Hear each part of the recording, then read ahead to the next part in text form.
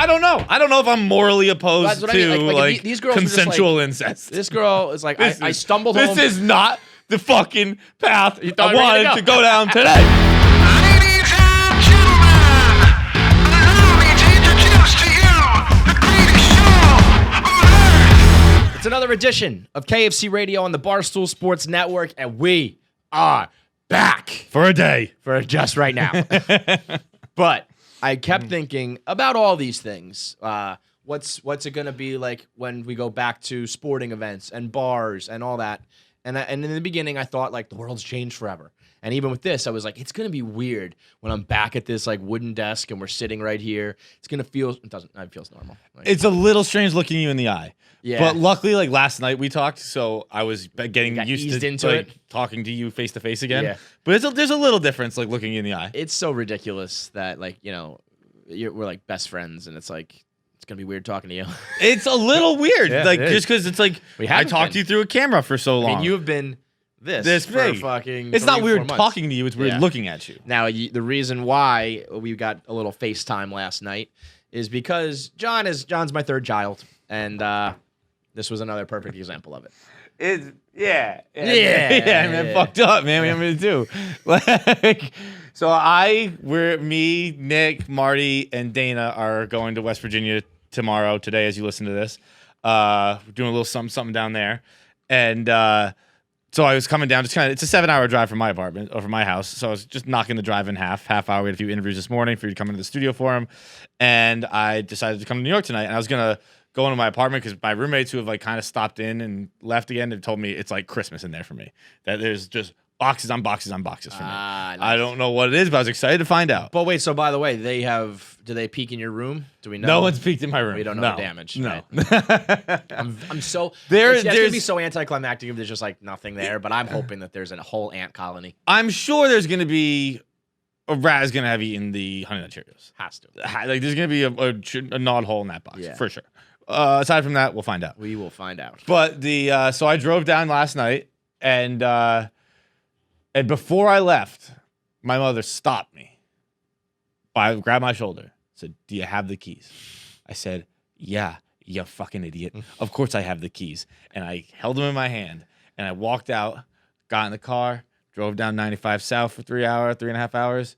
I got to New York, realized the keys I had waived were the keys to the car that I do not own. So my apartment keys were not connected to it. It's a trick question. I had my keys. I did have keys. I had It the just wasn't keys. the right key. She didn't say, "Do you have the keys to your apartment?" She said, "Do you have the keys?" So of course I had the keys. It's crazy. Why would I walk out to a car without the keys to the car? Not as crazy as driving to an apartment without having the keys to the apartment. I can't knock you too much because I lose my keys like 5 times a day. I'm like, if I go anywhere, I put them down, they fall out of my pocket, whatever. But that's, I go to my parents' house and I can't find my apartment keys. I don't know. I'm hanging out there for a little longer. When you drive 4 hours and then you're just like, well, now what? I started laughing the second it Oh, happened. yeah. There's not. Because it was like, and I called my dad. I called my house and my dad answered. And I told him, and he didn't share my laughter. I was gonna say that's something like a dad is just like you're worthless. I raised a moronic moron. son. Yeah. And not only was his dad not sharing my laughter, he ended the phone call by saying, "Your mother's on a walk. I'm not going to tell her. You can if you want." And I said, "Well, fucking tell her. It's hilarious." My mom found it pretty funny. My dad did not care for it. And your super didn't have a spare key. Oh, right? my super. That's right. I called Yvonne, and I first of all I didn't have my super's number. I lived there for 4 years. I didn't have his number, so I had to call Gaz to then text me the super's number. And I called the super, and I could hear a bunch of kids running around in the background.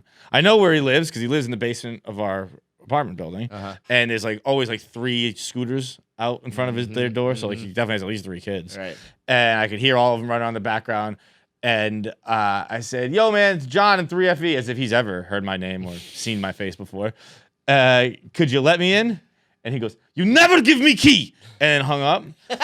And I was like, "Yeah, I guess I probably would have had to give him a key at some point." Although wouldn't I? I don't think it's crazy to think that a super might have a master set or some shit like that. Right, but- that's what I think that dude has. He didn't check. Yeah. He didn't know. Maybe Gaz gave him a key. Right. Maybe Lou gave. He's let someone in my apartment before For sure. to fix a pipe or some No shit doubt. like that. That dude was just like, I don't want to do this. That was I don't just wanna deal with I've been this. locked up with 3 kids who just want to Yeah. ride their goddamn fucking scooters Right, and for I ain't 3 breaking months. this shit. Yeah, I'm not dealing with another bullshit. bullshit kid. So Fights tweets it out right away. A couple of the Barstool guys tweet, offer up, their hospitality, offer up some shelter. Which is shout out to this company because that's why I knew I'd be fine. Yeah, I knew someone will take care of you. Hey, yeah. you can crash here. But I get the call, which is already, it's not super rare. We'll talk about like work. We don't like call to just like talk though. No. So I thought maybe we're talking about interviews or something going on at work. And John goes like, "What's up?" And I was like, "Nothing. What's up?" And he's like, "What are you doing?" And I was like, "Oh boy, what does this mean?" I thought there was gonna be some like a surprise of some sort, like I got 2 tickets to like and we're gonna go, but he's just like, I need to play. What'd you say? You like, down to have a couch surfer tonight? Like, come on down. So Fights rolls up, and he tells me, I'm parked outside, but I'm gonna do Chicklets Cup from the car, and I'm like, okay. I'm like, you have, there's plenty of room up here. You have privacy, but do what you want to do. But I'm looking out the window, and there's plenty of parking in front of my apartment. You would have just parked like in front of the apartment. It was hard for me to find a parking spot. So I'm like, I don't know what kind of car John drives right now. I don't think he's out there though. But okay, whatever. He's gonna do the show from the car, and then I get like another call, and he's like, the numbers on the street are like not well lit. Like, which one is yours? And at this point, was true. They are. That is true. But God bless the postman of Mount Vernon. why is that not? I couldn't see a single house. Like I was walking up to walkways and just looking at the door, and that's not it. Walking back down a walkway. But here's the thing: I know I flipped my outside light on for that reason, and I was also standing out on my street. And you're like, I can't find it. And you were saying you're at like certain numbers. I was like, if you were at that number, you'd be at the dead end.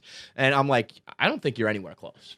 So I go back into my text and I'm like, please God, like I thought that I maybe had like typo and sent the wrong address or the wrong town or something. And I look back, I'm like, no, this is correct. And I'm like, I don't think you're anywhere close. And then John yells. He goes, Kevin! And I was like, I didn't hear that. I heard it through my phone. I didn't hear it from you. That was when my heart really sank. I was like, oh, we are not close. And that's also when John said, all right, I'm hanging up on you. Like, it was just like, I'm too embarrassed by what's going on. I will figure this out, but I don't want to talk to you anymore. Kevin said, can you drop a pin? I said, absolutely not. Yeah, can you I'm not dropping. I'll sleep on the street tonight before I drop a pin about where the fuck I am in your neighborhood. It was so good. I mean, he ended up just being like 1 block over. He was on the wrong street. But I was like, what could possibly have gone on here? How do we not figure this out? But, he finds it. And then he does Chicklets Cup from Shay's bedroom floor. Did Chicklets come from the bedroom floor, surrounded by toys, which was a blast. And then I slept on the couch. And I figured you wanted to, but I was gonna offer. It would be funny if you slept in Shay's bed last night. It would have been. That's a little much. Yeah. it was like, hey, where do you want to sit? Couch. Yeah, absolutely on the couch. We're sure. But I woke up this morning on the couch, and this was very funny to me because I woke up legs crossed. Like, I woke up like I was in a Lamaze class. Okay. Right? Like, I was laying on the couch, and my legs were crossed. And I don't have very flexible groins, so my knees were up a bit. Yeah. And I was making a tent with the blanket. Mm-hmm. And I was like, the body is an amazing thing. Because just this past weekend, I passed out on the couch and woke up with an erection. Yeah. Now that everyone's your body, and my body was like, never again. Hashtag never again. Like, and guess what? Full boner. Like, thank God I had. Thank God. If I rolled out there and you just had a fucking tent popped, I would. Dude, this guy's like, my dick, man, is crazy. My dick's like Kobe Bryant, where like, like it would rather fucking put up 60 on the road than get booed at home. Like my dick. He loves away games. My dick when I'm sleeping in someone else's apartment is like, it's a contract year, bro. I'm gonna show out right now. My dick at home is like, it's got a Rick DiPietro deal. It's like, fuck this thing. Just mailing it in. Your dick is in street clothes. You know what your dick is doing? He's doing load management when you're at home. Like, we're just going to take a break here, and when you're on the road, it's time to fucking make the all-star team. It's time to hit those contract incentives. My dick on the road is like a kid who got lost at Home Depot, and when you find him, you yell at him. He doesn't understand why you're yelling at him. He's like, I just wanted to look around. Like, you even understand the danger of coming out there. Oh my God. I would have to imagine That is the first time the phrase "my dick is like a kid who gets lost at Home Depot" has ever been. I was just checking things out, man. Why are you so mad at me? Oh man, I would have loved to just stumble out there and just snap some pictures of your fucking dick. Hey, luckily, I had a weighted blanket, but fucking my weight dick. Oh. Weighted blanket be damned. I'll hold up this 15-pounder. Try me. Doubt me. My weight dick's like a superhero with a school bus. Like, let's go. That weighted blanket, that's like Jordan when he has a grudge. Oh, you think you're gonna stop me with a weighted blanket? Now I'm putting up 60. Now we're going extra hard. You can say I took that personally. I've had 100-pound women on me. I've had 150-pound women on me. You think 15? You think 15? I got this shit easy. You fucked a 150-pound girl? Probably. I don't know. 150 pounds not that much. I feel like that is a lot for girls. Nah, I don't think so. I would say, yeah. Would you? How high would you go? I don't do numbers, man. I don't do numbers. I just What's do that? Just do sights. How's it look? How's it feel? Woo! Coming in hot to say the fucking least on KFC Radio. It's brought to you today by Roman. Perfect. You know, you want to have a dick so hard it can hold up a weighted blanket. You want to have a dick that's on the road like a little kid lost at Home Depot. You got to go to Roman. They've got the dick pills. You want to grow your hair out. I got this quarantine mane is out of control. You want to have thick hair. You want to grow it out as long as possible. You got to go to Roman. And on top of that, your hair's right, your dick's right. About the moneymaker. You got to make sure your face is good. Roman Skincare is here, and you can call up or go on the website, go to getroman.com/barstool offer, and you can get a free consultation with a doctor who can prescribe all the dermatology stuff you need, whether you've got acne, rosacea, bags under your eyes, wrinkles, all sort of skin problems that often guys just never even talk about or worry about, but probably would prefer to fix. They'll give you a prescription strength, customized, tailored skincare regimen that will be that's gonna fix your problems. And if it doesn't, you can have endless, infinity, unlimited follow-up consultations where you want to tweak it, you want to change it, and make sure that you get the right combination for you. So for the free consultation, now go to getroman.com/barstool offer. They will ship you the skincare regimen in 2 days, free shipping, and then you can have the unlimited follow-ups if there's any problems. It's getroman.com/barstool offer. Speaking of skincare, when I tweeted that picture of me who forgot his keys in the car last night, ladies were like, drop that skincare routine. Yeah, you got that supple skin, bro. A hard dick and supple skin. Ladies. Oh, speaking of being in the car, forgot to mention this. GPS needs some work. You've just overhauled vacations. Let's overhaul GPS. It's insane to me that GPSs will tell you to not get off a highway. Yep. They'll interrupt your song 7 times, let's say, because it's in a mile, in a half mile, in a quarter mile, 200 feet. And then you have the next. Stay straight for 48 more miles until we come to a fucking bend in the road. And they interrupt you constantly to tell you not to take exits. Which is insane. It's like every 30 miles. It was like, all right, there's a bend. Don't tell me not to take exits. If the road just shifts course a little bit, it's gonna talk to you. I know to stay on the highway. Like it says exit 7. Why would I have taken exit 7? I'm on the fucking highway. You didn't say take exit 7. The GPS don't get off exit 7. Don't get off exit 6. Don't get off exit 5. Think about if the roles were reversed. If instead of having directions, or instead of having this modern technology, if we did it the old school way, where I'm sitting shotgun with a fucking, not an AK because that's not a shotgun, but whatever a fancy word for a shotgun is, I'm sitting shotgun with with a sawed off, and I'm like protecting for wild boar and people with dysentery, and I'm like, hey, don't take this right. Don't take that. Nope, not that left. No, straight here. That's crazy. And by the way, before I tell all those warnings, I turn the music down. Ruin your favorite song. The chorus of Call Me Maybe is about to hit. I turn it down. I say, don't turn here. I know, motherfucker. I know. You said we're on this street until fucking New York. So yeah, I figured I was going to stand 95 south for a few more miles. The entire goddamn time. We're in Rhode Island. We're not even fucking close. Exit 7 wasn't pulled out of the sky. It was. They told me to bear right at exit 7 in Woonsocket, or I forget what town it is. Maybe it's Kingston, but whatever. And it was like, yeah, I know. I wasn't gonna go there. Yo, your that trip is, by the way, it's like 400 miles on 995. It is the straightest shot I've ever done. It's an absolute error. Like, you do not need to tell me every single time to not. What happened there? All right. I think my water jumped out at me. I think my water Lashing out. I think my water saw my throat. I was like, yup. Fix the GPS. Fix the Fire Stick app remote. I ranted about that. That thing is just. Here's the 3 things in the world that needs to be fixed: GPS, the Fire Stick remote app on your phone is just. It feels like technology from like 1998, like when we were on the edge of these things, and it was like sometimes this works and sometimes it doesn't. But hey, like that's what happens. It's the 90s. We don't know. It's 2020, and I just can't. It just doesn't. It just decides not to work. Like I don't know, 60% of the time. What's the third one? Hulu. Oh, see, Talked about this yet?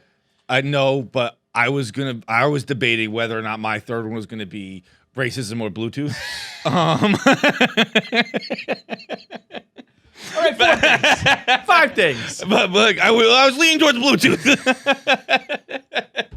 But Bluetooth. What about Bluetooth that you don't like? Bluetooth just doesn't work. It's an imperfect same deal. Like it just doesn't work. I got my like, Bluetooth speakers, and it's just like I open it up, and like sometimes they're available, and sometimes they're not. It's just like what? It's not. It's not with the blue. Like the AirPods work fine, but it's the connecting to an Alexa or something like that. Yep. You're connecting to a car. Don't even try. No shot. Don't even give it a fucking shot. I never even considered. If you don't have a USB with you, guess what? You're not playing the iPod in the car. You're listening to the radio. It's That's fucking crazy. Yep, no shot. But what's the deal with Hulu? I know the deal, but what's your deal? The user interface is, and they might do this. I've heard some people say this. I don't know if it's true. I've heard like if you pay more money, you get like a better version. So they might have intentionally made it trash for like the lowest level. And that's bullshit. Yeah, that's fucking like I can understand. You need to offer. I pay you need to more. have a good product, and then you pay more for like extras. You should not have to pay extra. And again, I don't even know if that's true, but some people told me that you should not have to pay extra for the very basics of streaming television to get shows. to episodes. Right. When first of all, you come back, right? You open it up. So we both pay for $7.99. Yeah. So we both have. And I don't even pay for that. I'm freeloading. But I'm fine with the commercials. I like commercials. The commercials I like. It's just everything else that needs to change. Yeah, right. You come back, you open it up. Like I've been watching Lost. Lost is there, and it says like resume this episode. It's just not the right episode. It's episode like I'm on 22, and it was saying I could resume like episode 21 or something. But I'm thinking, all right, whatever. I'll click that, and then there'll be an option to like go to other episodes, and it's just not there. That resume is only that one choice. And then if you go to Lost, it doesn't like it won't even give you like you have to go to like another place to find all the episodes. So I gotta like go to like the fucking magnifying glass and type in Lost to find like the homepage where I then can go to episodes and more, rather than just having it right there because I'm binging it. There's also it's like the thing for episodes just doesn't look like episodes. It's like a circle with an arrow. Yes. Like why would is that be more? And then it doesn't even say when you get over it. It doesn't say more episodes. It says go to details page. What the fuck does that mean? Details. I need to watch the show. I'm just looking for episodes.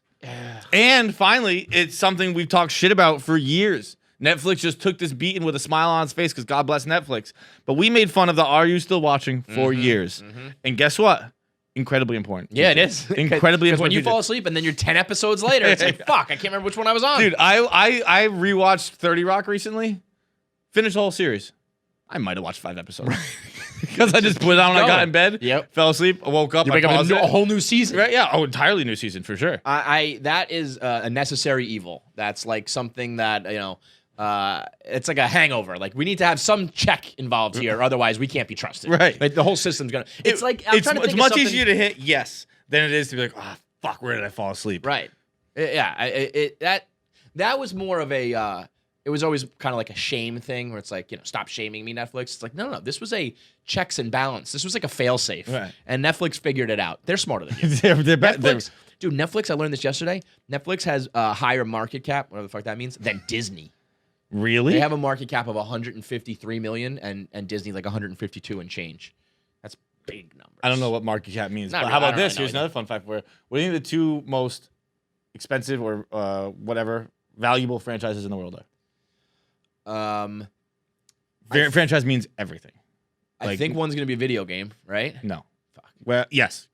Yeah. Correction, yes. Well, what is that? So what is it, like both then? It's everything. It's a franchise. The franchises are everything. Star Wars? No, but Star Wars is up there, but no. Yeah. Neither of them are American. Fuck. Give me one. Number one, Pokemon. Right. Okay. Right. Number two is not. It's of the same vein, but not a video game or anything like that. I think I know this, and I know it's not maybe not number 2, but I know it's in the mix high up there. Isn't Winnie the Pooh really high? No, but I'm it's gonna a check cartoon this. type deal. It's Hello Kitty. It's the Asians. Pokemon and Hello Kitty are Hello are the Kitty, Asians. but like Hello, like I understand the importance of cartoon and anime and whatnot in Asian cultures, but geez, like I just didn't know Hello Kitty had it like that. Pokemon didn't surprise me at all. Pokemon made perfect sense. So the top 4: Pokemon, Hello Kitty, Winnie the Pooh, Mickey Mouse. no shit, Pooh is fucking killing it, and I love that because you know what? Who deserves it more than Pooh? Yeah, I know. Like he is like who doesn't like Winnie the Pooh? You know what I mean? Like that guy fucking deserves it. Mickey Mouse sometimes kind of an asshole. Pokemon, Hello Kitty, a little off-putting. Pooh is just good, wholesome fun. I can't decide with Winnie the Pooh with the Pooh franchise if we were all bullies or all depressed with Eeyore. Because like was everyone like, you sad idiot? Yeah. Like you just born being like mean to sad people? Yeah, I feel like I always found him. Like, he's so fucking quiet. Yeah, right. This fucking guy just keeps to himself. Right. Oh, what a fucking prick. Also, You ever by the go way, back- one of his body parts is nailed to his ass. You ever go back and just think of the sad character in shows? Where like what was the one in Charlie Brown? Just like Stinky. Oh, Pigpen? He was just like a homeless, disgusting. Stinky was a total guess, but yeah, Pigpen. I just knew he had the fucking things over him. Yeah, like the dust cloud. I everywhere figured goes. he had an actual name. It's Pigpen. Yo, that's just like that was like their homeless friend. Yeah, there's like one of your friends who's like, this dad doesn't have a job, and you're like, I don't know what's going on in that family. That was Pigpen. Just covered in filth and soot all the fucking time. So Winnie the Pooh is worth $75 billion. Pokemon's 92. Hello Kitty is 80, and Winnie the Pooh is 75 million. And it's they have a breakdown of like what the money makers are. So 59 million of it is home entertainment, and 460 million belongs to merchandise. So it's just like motherfuckers are buying Winnie the Pooh dolls, and that's how does that add up to 75 billion though? We're a long way to go for. Oh no, I'm sorry. Okay, so yeah, the merchandise is 74 billion. The light green box office. So it's like box office and TV, and then 75 billion is fucking Winnie the Dude, Pooh that's characters. crazy. Like major motion pictures, Shred. drop in the ocean. Shred. I mean, how do you sell more than like Mickey Mouse and shit? Mickey Mouse? Mickey Mouse? I love Mickey Mouse. It's a New Girl reference, Kevin. Yeah. Like, I don't know where this one's going. Here, let me just rattle off the other ones for curiosity's sake. Pokemon, Hello Kitty, Winnie the Pooh, Mickey Mouse. Star Wars, 65 billion. Pan Man, more Japanese shit, 60 billion. Disney Princess. How about that? Just Disney princesses. So, like, Winnie the Pooh beats Ariel, Belle, Jasmine, all combined. Where is he so popular? I don't know. Because like I don't know. I've never walked into a house and seen a Mickey Mouse, Winnie the Pooh thing. I've seen Mickey Mouse shit. I mean, I've definitely seen it, but Is there like a region of the world where he's like crazy? in like Australia or some shit that they just like. There's all like fucking 15 love it. people who live in Australia. Maybe not Australia. I was just thinking of a very far away place, but I mean, probably China, probably Asians. I was gonna say it must be India. Yeah, but sure, that could be that too. Well, they're Asians too. We got to fix the racism problem. Star Wars and Pan Man, Disney princesses, Mario, some sort of comics I've never heard of. Harry Potter checking in at a paltry 30 billion. I mean, Winnie the Pooh doubles up Harry and then some. The Marvel Cinematic Universe, 29 billion. Ashtray money to my man Pooh. Piglet. Piglet alone is worth 29 billion. Okay? Christ almighty, that's wild. I mean, you know, to put it all in perspective, like Lord of the Rings, 19 billion. James Bond, the whole fucking character, 19 billion. Big money out there, bro. We gotta come up with that next. Oh sure. A KFC radio, like a stuffed doll. It's on the list of things to do. Multi-billion-dollar franchise. Stop dragging your feet, Vitalberg. Fuck. We got a big show. We got 2 interviews today. We've got Josh Gad, who was one of the most like professional interviews we've ever done. Like not us, him. He was doing callbacks, he was doing jokes, he was doing serious talk. He is a very funny dude and very Joel McHale-esque the way he kind of roasted Feidelberg and went at him. So we got Josh, and then we got Ricky Velez on the show to continue pushing King of Staten Island, which I think are like the two biggest fans on the planet. Love it. Movie of the year. Ricky is he's Pete Davidson's boy and has been doing comedy with him forever. And I saw Ricky probably like at this point. I mean, Caitlin was pregnant with Shay, I remember. So it was probably like 2014-ish. And this is back when Pete was like kind of cool with Barstool. He invited us to a show.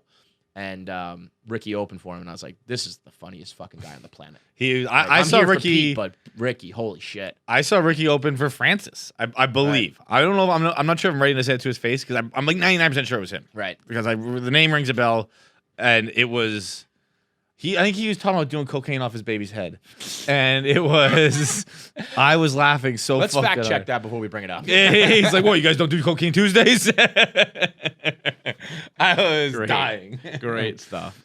So we'll have those two interviews, and we'll get to voicemails, of course. But first, it's Am I the Asshole Thursday. All right, but before we get into Am I the Asshole, we gotta check back in with the real world. Kind of. This is more funny than anything, but to just check back in on the whole police situation. By the way, R.I.P. Cops, the show. Oh, done. 33 seasons. They just said it's a wrap, which is kind of funny because the people who probably like really watch and like Cops are also probably the people who are on their side, so they're probably up in fucking arms. Right, like, but also if I was the cop, I'd be like, I have enough cameras, thank you. Yeah, well, I'm surprised I can't believe anyone ever did that. Yeah. Apparently, you ever watch Live PD, which is like Cops but like live. Never really watched any of it. They check in around the country like as shit's going on, and I read today that there was like a death, like they killed a guy on Live PD once, and it was like racially driven and shit. I was like, oh boy, I don't know how that fucking went under the radar, but either way, cracking down on Cops programming. And one of the funnier things that we've seen come out of this whole goddamn tragedy was the Austin Police Department trying to throw their hat into the social media game, tweeting out a picture and a tweet saying how much support they're getting. And they said, look at all these thank you cards that we're getting from the public. And first of all, they also had a banner hung that said, thank you for your support. I was like, who made that? Yeah. You guys made your own thanks for the support banner. And then it was just a pile of greeting cards that were all written by the same pen, written by the same hand, and said things like no stamps. No addresses. No addresses, because where it should have said the address, it said like thank you and like thanks for the support. It looked like something you give to someone like on their wedding day, or like you're just like here. Yeah, like here's the right. envelope. I brought this wasn't to you. mailing this. Right here. But even then, when you give a gift to the wedding, what do you write? You write the bride and groom's name on the front. Right. You don't write congrats like thank you on the front like these guys did.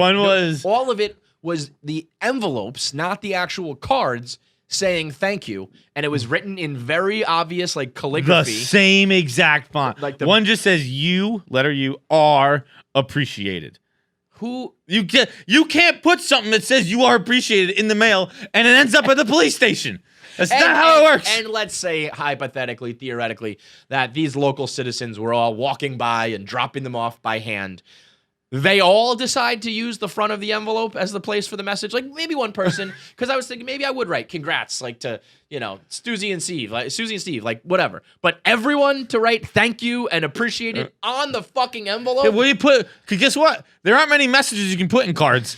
I'm out. The inside of the card's blank now. If you put it on the envelope, you can't put it in the fucking card. Like what? I'm gonna say, oh fuck, I'm gonna write a whole goddamn note inside. No, you write 3 words per card. I burned them all on the front.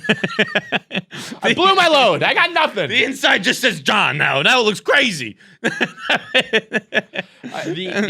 God bless the real like sticklers of social media. It sucks when you're in the blender and they're coming after you. But like I saw that tweet and I just didn't think to like analyze it. I was just like, all right, they said cards. And then people are like, look at no stamps. Look at the same handwriting. Look that nobody wrote anything on, like everyone wrote something on the envelope. Look at they made their own banner. I mean, it was just like instantly got ripped apart by the public. It is very funny when you see old institutions finally get into social media because they don't know. They think don't it's so get it. easy. They're the same people who are like, when McDonald's misspells a tweet or something like that, and they're like, fire the intern. Yep. There's the people who still think just like an intern runs social media. And this was just fucking Ricky O'Callahan was like, Absolutely. hey guys, I got an idea here. People don't like the cops. We're gonna make it look like people like the cops. First, Okay. gotta go trim my mustache real quick. Then I got a plan for you, fellas. And he fucking tells obviously, here's what we're gonna do. Stevie, get your wife. She does the calligraphy classes downtown, She got right? nice handwriting. Have your wife, have Susie just fucking doodle up a bunch of thank yous to us, okay? And we're gonna do a picture. We're gonna get a black cop. We're gonna get a white cop. We're gonna hang a sign that says "Thanks for your support." And Fix racism. Done. One of these cards, I think one of these cards should say, why is the guy in my voice doing a New York accent when I'm in Austin, Texas? I don't understand it either, Steve. Seamless. Flowing right into it. Yeehaw. I'm gonna hop on my horse. I'm gonna go get the envelopes. I'm gonna come on back because I'm an Austin Police I'll Department. go get the county sheriff and his wife. They got the fanciest handwriting in the world. She done gone to school till age 12.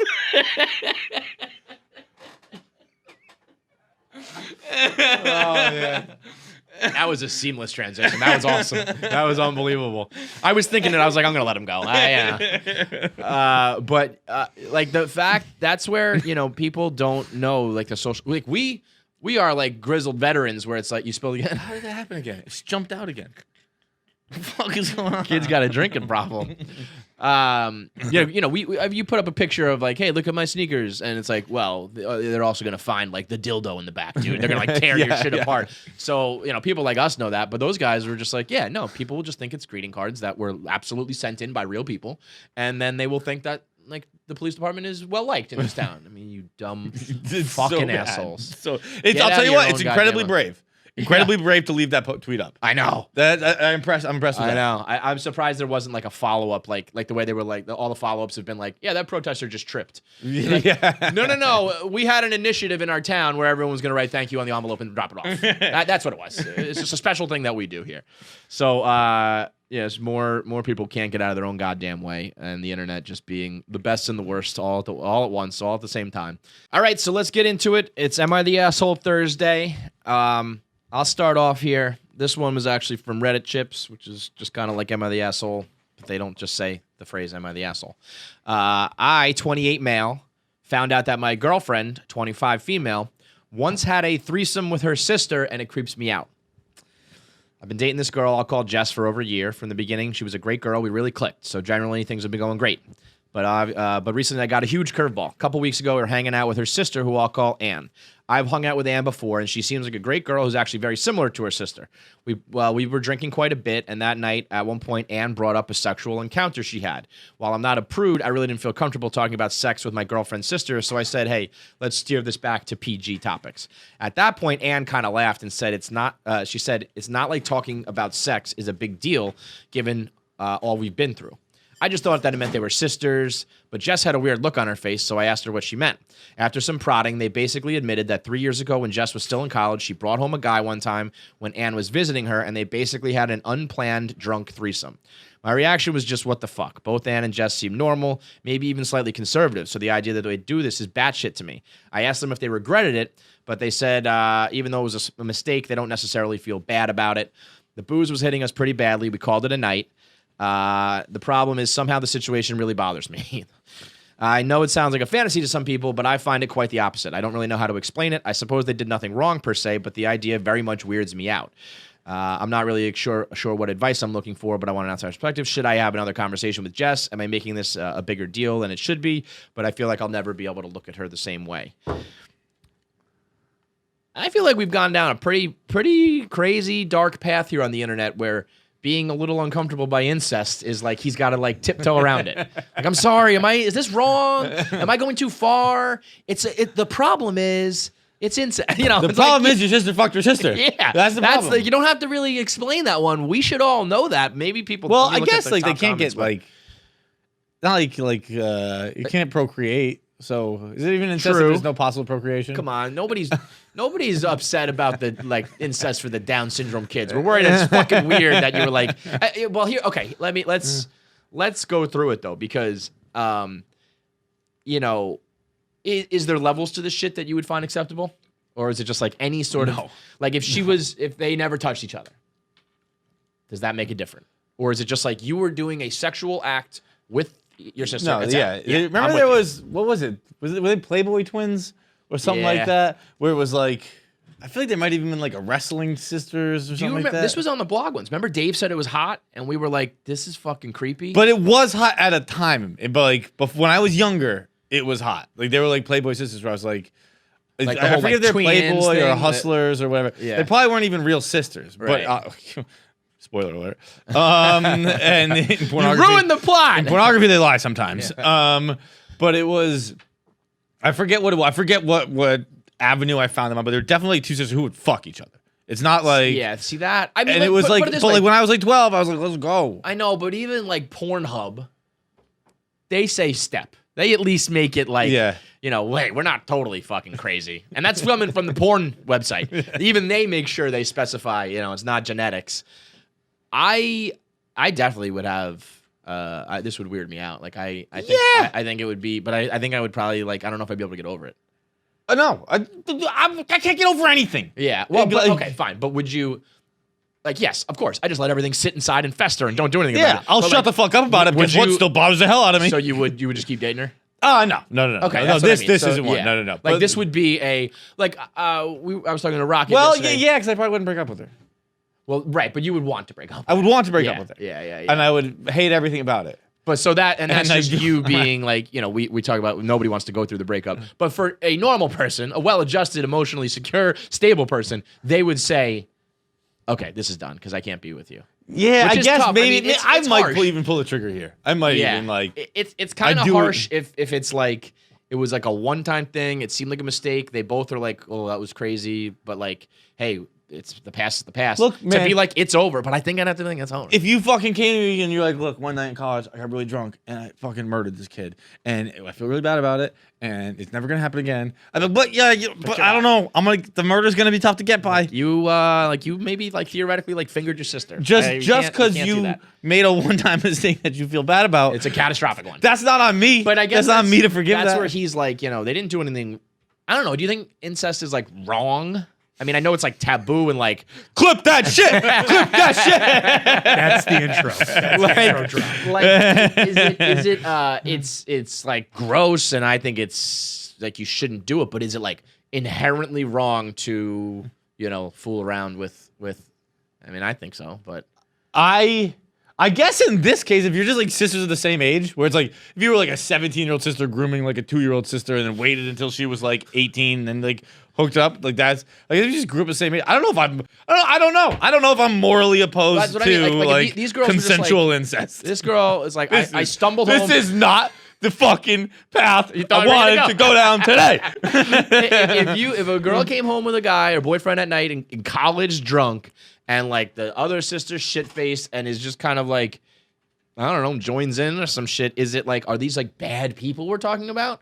No, I don't think I wouldn't be like you're a bad person. I'd be like you're a weird person, and it was a weird one-time mistake. And unfortunately, I'm just gonna look at you and be like, you fucked your sister, you fucked your sister, you fucked your sister.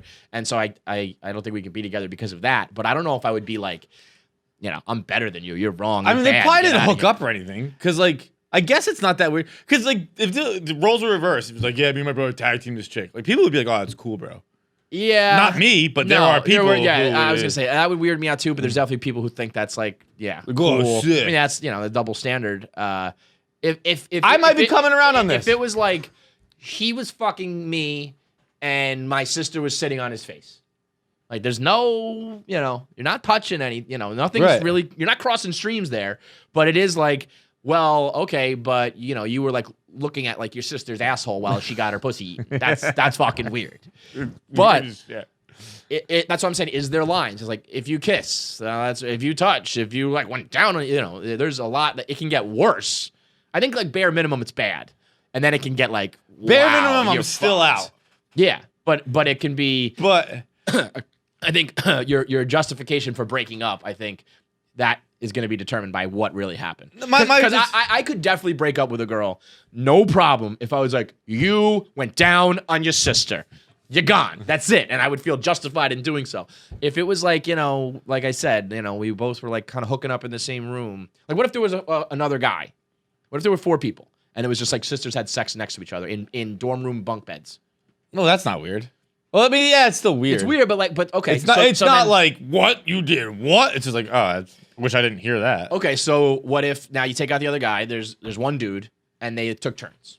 They never were even involved in the same. It was like I sat over there. She was blowing him.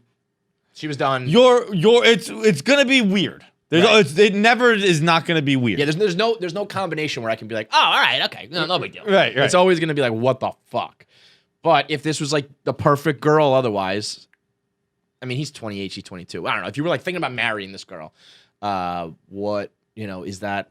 And it's one of these weird combinations that I guess is a gray area. Is it worth like pulling the whole plug on the whole thing? Probably. It's always worth it. If it's like maybe we shouldn't pull the plug, just pull it. Yeah. It's like, if you're even considering it, it's gonna fester and it's gonna be bad eventually.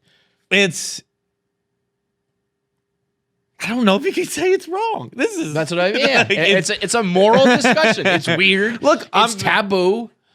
So if we're not talking about my girlfriend here, if we're just talking about like people in general, I don't give a fuck. Yeah. Do whatever you want. I don't give a shit. You can fuck a horse. I don't care. What It the doesn't fuck you affect do me. in your bedroom? I don't give a fuck. Yeah. Do I want to date you for it or over it, after it? Probably not. Right. It's just a personal choice. It's like I don't, you could be a girl could tell me she's fucked 1,000 guys. That's all good. Like not for me. That would keep me up at night. Yeah. So that's just not for me. Same way fucking your sister. Just don't tell me you fucked 1,000 guys. If you fucked 1,000 guys, that's okay. You just don't have to bring that to my table. What if this guy was just like, all right, like we're gonna get through this, but I get to fuck your sister. If you fuck your sister, I get to fuck your sister. Oh, you just spin that until you're like, all right, whenever now we have threesomes. Right.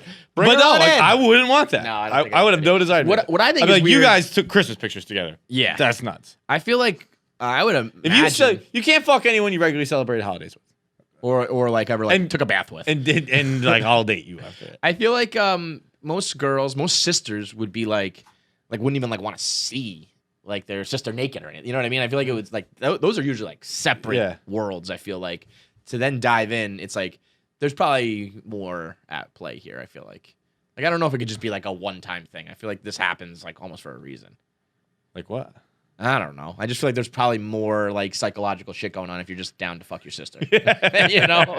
Like a drunk mistake is not incest. Yeah, I make drunk mistakes sometimes. I order never pizza to the fucked my wrong brother. place. Right. That's what I'm saying. Like, oh, I was so wasted. I did something stupid. I lost my keys. Oh, I was so dumb. I just ate her pussy. No, out wrong. All right. Am I the asshole? I'm trying to decide. Okay, I'm gonna go with this one. Am I the asshole for selling my late husband's restaurant against his wishes? Woo! I was married to my husband for 13 years. We got married at 19, and my husband passed away a few months ago. We didn't have children Married together. at 19? Yeah. All right, already weird. I have a high-paying job as an attorney, and I'm currently moving to another state to start my own firm. My husband passed away 4 months ago. It wasn't a pretty end to our marriage, as I had found out that he was cheating on me with one of the waitresses working for his restaurant. They've been having an affair that went on for 3 years. He told me he didn't love me anymore and left to be with her. He passed away due to sudden cardiac arrest after 2 weeks after leaving our marital home. Oh boy. We weren't legally separated. It wasn't official. Holy shit. As his wife, I inherited everything, including the restaurant, as he started the restaurant after we got married. My parents helped him financially, and I supported him after I got my first job. After finding out about his infidelity, I had no interest in keeping the restaurant. It was doing really well, but I needed a fresh start.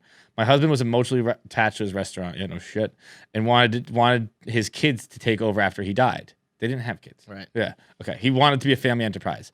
I didn't want any part of that. I made the decision to move to another state for better prospects and decided to sell the restaurant. 2 days before I made the final move to sell it, his mistress showed up to my home begging me not to sell the restaurant because she was pregnant. She wanted her. Holy shit. This goes deeper and deeper and deeper. She wanted her unborn child to take over the restaurant. She said the child was morally entitled. Oh boy, morals again. Morally entitled to the restaurant as his unborn child.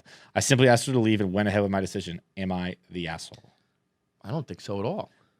I don't think so. I mean, a little bit. I think you want this? You gotta buy it from me. The mistress can buy it. Yeah, you can get it at auction. Or his family or somebody. Fucking shoot him a Gavin. You can buy Absolutely. grandma's house at auction, bitch. 1,000%. I don't think. Forget about the cheating and all that shit. If if like I had it's not like it was it's a business to run. That's a fucking like job. You know what I mean? Right. If I was like, I'm an attorney, you ran the She's a restaurant, high profile attorney. and now I have to run your restaurant. Like that's too much of a burden, too much of a responsibility. I'm gonna sell it and like get the money back. I think that would be warranted. And then especially if you find out it was like a deep affair where he's knocking up other girls and the divorce was like fresh. I mean, I think you're not the asshole here, but I think for completely different reasons. I think you are the asshole if you expect people to follow your death wishes. yeah, big time. I think- Especially ones that are like, okay, so I have to like now run this restaurant for the next, I don't know, 20 years before he's like capable of being the manager of it. Like, The kid's he's an unborn fetus. right, we got a long time to go. What are we gonna do with this restaurant for the next 2 decades while your son is being groomed to know how to fucking flip burgers? I think any death wish is fucking. Look, my hard finances. Right, I give you X% to this person, X% to this person, to this person, to this person. That's it. After that, You're done. do whatever the fuck you want. Especially like you want to sell my house? Sell my house. I don't give a shit. Anything that's like a true like wish, like you just hope that this is a pie in the sky idea that you're gonna have this family run business for your whole life. If it's like a tangible thing, like what do I do with the boat? I don't know. I'm probably gonna we're gonna sell it. Yeah. But you cannot ask people to like take on another career Right. for something that your son Like- may do. And We just talked about funeral moons, which are a great idea, and that's the only wish. and that's like, but even that, like, it's not a wish. It's like, hey, you guys should do this. Like, Right. I'd It's a suggestion. I'd love for you guys to go like have a friend weekend. Yeah. At like my favorite place in the Here's a world. good idea. Here's It's not a like burden. maintain the family estate for 17 years. I mean, this. like imagine that, like your parents, like, I want this home to be your children's home. Like, well, I don't want to live there. Right. So fuck your Especially, wishes. yeah, she's like, I moved to another state. Right. I mean, she has no way to run this restaurant anymore. That's if you make like death wishes like that. I don't know what they're actually called. They're definitely not called death wishes. I like that. A death wish is a total different phrase. You've got a death wish. Yeah. It's something that I wish for after I die. Nope. If you got death wishes that at all burden the people you leave behind, you're the biggest fucking asshole in the world. YTA. And yeah, I mean, and that to me is like, you can ask, but that doesn't mean we're gonna do it. Right. It's like, okay, we have taken that into account, and we are gonna disregard that. Fuck off. But The council has spoken. The house is for sale. Give me my cut, bitch. Like, And if you want it to be a family thing, then like, I'm sure you've talked to like your parents about that, or your brothers and sisters, or your new mistress. Like, then that's the family. Yeah, Right. I'm not the family anymore. You're dead and we're divorced. and like, I don't even know how if you could legally do that, where you're like, it's not allowed to sell. Like, okay, well, I'm not gonna run it either. So And it's just like, it falls becomes to the ground. Now you failed your business. Right. Congratulations, you're dead and a failure at business. Right. We could either have some money, I can have some money out of this, or we can get nothing. Fuck off. Give me a break. Oh, we got one more, I think? We got one more. Okay, good here too. Not the asshole is top result. Am I the asshole for telling my daughter her friend sent me nudes? I'm a 37-year-old man. My daughter and her friend. Oh, I thought it was going to be a mom for some reason. It's Oh, a dad. no, I thought it was a dad. Come on. I'm a 37-year-old man. My daughter and her friend, I'll call her Brooke, are both 19. They met in college, have been friends for almost a year. Brooks come over to our house too many times to count, and she's never made me feel uncomfortable. Though she'd never explicitly flirted with me up until a couple days ago, I could always tell she liked me. But because there was no proof that she never made a move, I just tried to ignore it and keep my distance. She seemed like a good kid. Never in a million years did I think she'd take it any further than laughing a little harder than necessary at my jokes. The other night, I got 3 messages from a number not Wait, in by my... the way, do we have an age for these girls? 19. Okay. The other day, I got 3 messages from a number not in my contacts. There was 1 sexually explicit text and 2 faceless nudes. As I was looking at them and trying to figure out who they were, I thought maybe an old hookup or something. Shout out, Dad. Yeah, right? I got a video that included Brooke's face. My heart dropped and I felt sick as soon as I realized what was happening. I was freaked out and I impulsively ran to my daughter's room and told her. She was freaked out too, and she asked me to see the pictures because she couldn't believe it. I know I shouldn't have shown her, but I did. It was an impulsive decision. I asked her how Brooke got my number. She said she had no idea. We still don't know. We think maybe she got it off my daughter's unattended phone. My daughter told me she would never deal with the situation. I texted Brooke, please never contact me again, blocked her number and left it at that. The next day, my daughter told me she'd confronted Brooke and it had caused a huge fight between them. She said that instead of apologizing or explaining herself, Brooke had gotten extremely mad at me for telling my daughter what happened. My daughter decided it was best to block Brooke and move on like I had. A few hours later, Brooke sent me an Instagram DM. We never followed each other. that said, "Please don't block me. I just want to talk to you." I blocked her anyway. About 4 hours after that, I got a long email from her on my work email address. It's on my website, so I guess that's where she got it. The email is basically a 5-paragraph guilt trip. It goes into detail about how embarrassed she is that I showed my daughter what was just meant for me.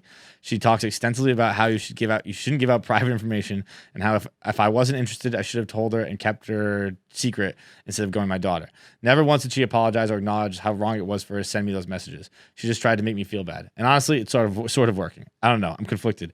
I'm still disgusted and angry with her for doing that, but I still feel bad. Because she's a confused, insecure kid with problems, and I should have kindly let her know that it was inappropriate and told her not to do it again instead of embarrassing her like I did. Am I the asshole? I feel kind of like maybe one. Okay. But also maybe I'm just too empathetic. Okay, there's a lot here. I thought it was going to be a mom for some reason because I thought this was going to be like an accidental, like, they sent it to the wrong contact. This is just some straight up, I'm trying to fuck your dadness right here. I feel like he probably is right. Like, he probably should have said, like, I'm not interested. This is inappropriate. Like, please never text me again. And hopefully that would have worked. But also, I feel like this day and age, I would not be fucking around with, like, a young girl is texting me, and I don't want it to look like I'm engaging back in it, right? And saying that would have been like, this man clearly does not want this interest. But I think in this era, to just be like, block, block, block is maybe it wasn't the best reaction, but I think it's a totally understandable one. I think it's the block is under. See, I'm a fucking shout out me. I'm a fucking ride or die. Like, you get unsolicited nudes, you fucking close your eyes and you move on. Yeah. Well, that was the other guess option. what? Yeah. I don't want to embarrass people. Yeah. I'd be like, boy, Wish I didn't see that. don't Wish that didn't happen. appreciate that. Yeah. But like, I don't know. I don't want people to feel bad. I'll just be like, all right, fucking, because you got gross vagina, whatever. I feel like you got to give it a chance where. I don't know what the circumstances were, but like, I don't know, maybe it was a bad drunk decision at night, and like they're gonna wake up in the morning and be like, "Oh my god, what have I done?" And you ignored it, and everybody can. That's what I'm king of it. Yeah, I'm king of just being like, I didn't even see that. Right, shit. don't know what you're talking about, and I can like I'll convince myself. Yeah, it's not gonna be awkward between us. I don't know what you're talking about. This never happened. But I also feel like I think it was probably a bad idea. If you want this to go away. It didn't now. Now she's chasing you down on emails and shit. Right. So, like, for the sake of, like, I want to nip this in the bud as best as I can, I probably should have either ignored it or just said, like, hey, I'm flattered, but no thanks. So I think your tactic maybe, like, backfired a little bit. But again, I think it's understandable to just be like, I don't know what the rules it's are not, here. Like, preposterous. It's not crazy. I definitely don't know if I would show my daughter, though. But I don't know, because I think I'd be like, yo, that girl you run with? Like, you probably should keep her like at arm's length because she's trying to fuck your dad. Like, that's not a good friend. You know what I mean? Not a good friend. And if you were like, yo, I didn't even stop really hanging think out, about that part. Stop hanging out with Brooke. Why, Like, why Dad? I like her. And it's like, just listen to me. Trust me. Like, why, Dad? Because she wants to suck my dick, honey. Yeah, you'd have to tell her because like, Yeah. you Maybe can't not show her, but a you dad can- being like, you can't hang out with his friend. Right. Be like, That- fuck she that. I gotta hang love out this more. friend. Like Yeah. that. She's, I think I would have told her, but deleted it. So she's like, show me. And it's like, I'm sorry. I already deleted it. You'll have to ask Brooke, and then Brooke would have denied it, and then guess what? You're the asshole. Then Dad's the asshole. Yeah. I think I don't know. So this is like cover your ass. It's just like, could I have okay, here's what it is. This is a dad. This guy's thinking about his daughter. He's not worried about Brooke really. He's like, what do I need to do right here to make sure my like relationship with my daughter is okay? I'm just gonna be honest with her. That is probably the best bet for you and your daughter in like a mature situation. All right.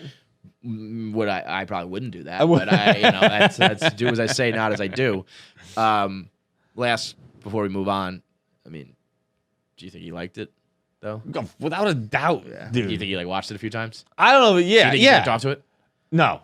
but that motherfucker's walking with a pep in his step. 37 years old, getting my fucking 19-year-old daughter sending nudes. 39 years old, man. Girl still sliding my Instagram DMs. I'm a fucking. Hell yeah. I don't even know what I do for a living, but Hell yeah. I still got girls like, yeah, dude. Like, that's gonna make me feel. Got it. It's gonna make me feel good. It's Poor daughter. I mean, you send me unsolicited dudes and be like, I want to fuck you.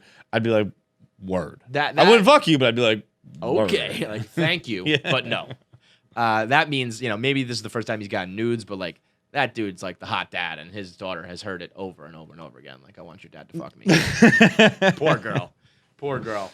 Having a hot dad is tough. Sorry, Shay. Let's go on to voicemails. All right, voicemails today are brought to you by Notion. Right now, their work situation is kind of crazy, and it's you gotta find a way to make it work while you're working from home or when you're transitioning back to work. So you gotta streamline everything and make it as easy as possible.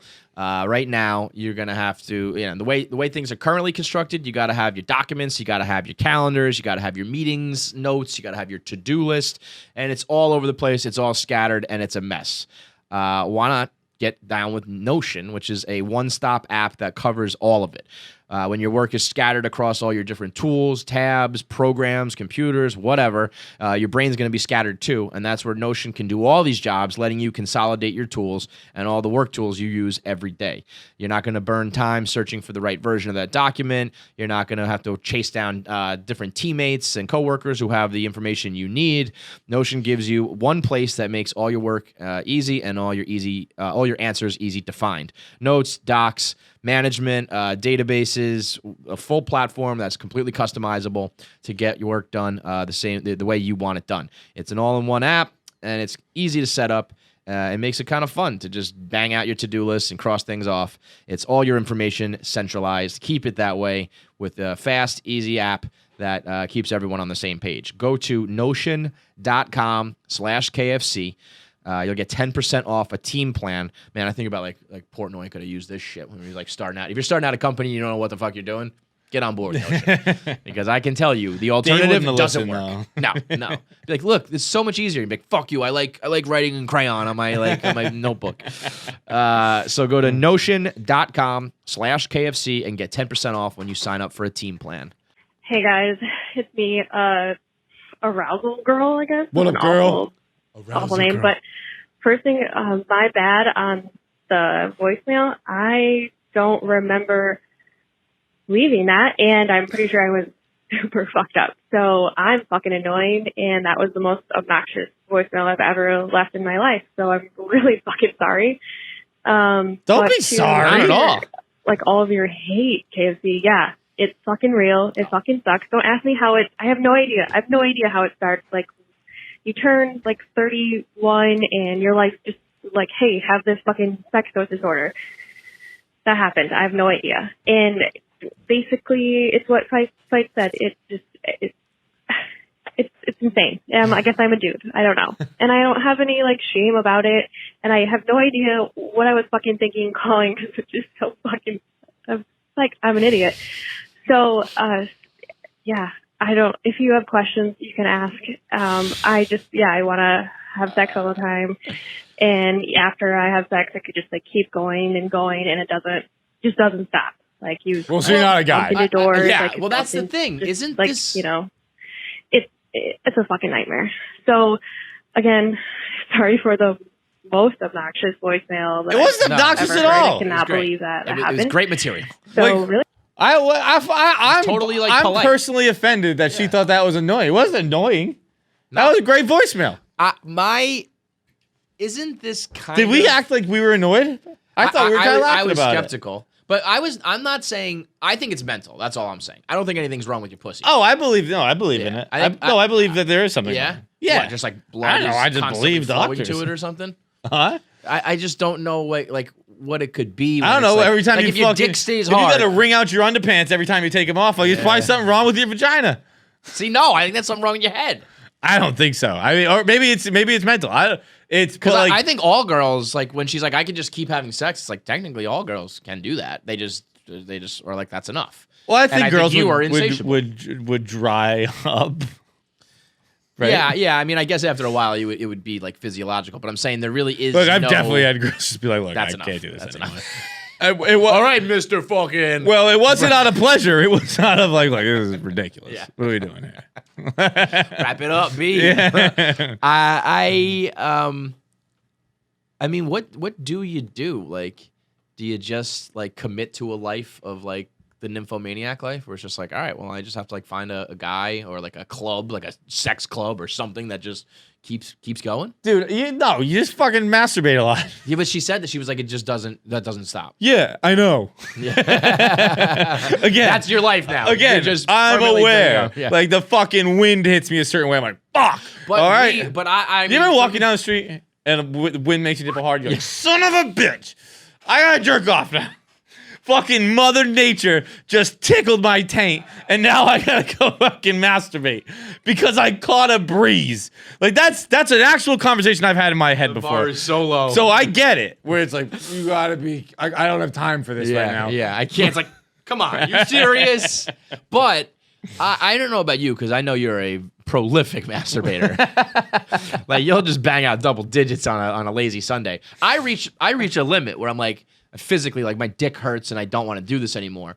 But a girl, again, theoretically, you can just keep just down there all day long. I got Like, a dick like fucking. Here we go again. You got a dick like what? I don't even know. Flip I got a dick like when an old man in the woods is carving a spoon, and it's just I don't know. It's just been whittled down.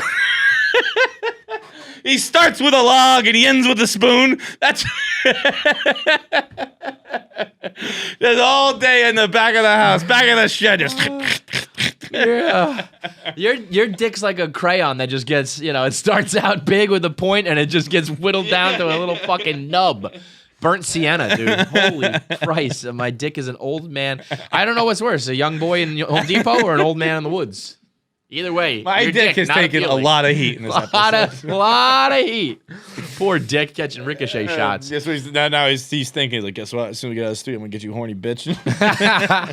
If I had to give you the choice of you have to date this girl and please her, or a girl who has like no sex drive and you never get to fuck, who are you gonna pick? This girl. Yeah. For sure. What do you mean for sure? You don't like sex? I thought you were gonna pick the other side. Well, I like sex better than never sex.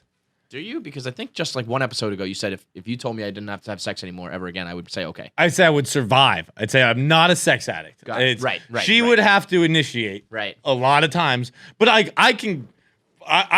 a prolific.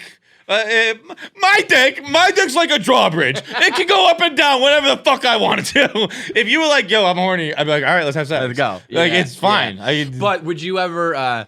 Would it like hit your ego if it was just like she's just insatiable and it's like you think you threw down and she's just like I need more. Like when we used to joke about girls being like harder. It's like, listen, this is as hard as it goes. Yeah. I get it, but this is where I max it wouldn't out. hurt my ego. I'd just be like, look, this is what you Sucks for you. You can go elsewhere if you want, Yeah. but this is the only kind of petroleum that this gas station serves. If you need diesel, Said petroleum. if you need diesel, I got you can unleaded take regular. that ass down the road. But I got unlimited fucking regular. I got unleaded regular octane 89. Yeah. It costs $2.60 a gallon. If you need the good stuff, the supreme, the premium, And I can keep this pump running all day. But this is But all if you you need high octane shit, fucking I don't live here no more. All right, what? Okay, how about if a girl, you're dating her, you love her, it's all good, and she's like, but I need to like have sex with other people to like keep this. Oh, don't be ridiculous. Yeah, okay. What am I? Come on. I'm not living in the future. Look, I respect anyone who wants to do that, but that's not where my mental capabilities are at. All right, ready? She is insatiable. It's getting to a point where your ego is hurt, and she's like, there's one way for me to like be satisfied. I have to fuck my sister. No. Get out of here, you pervert.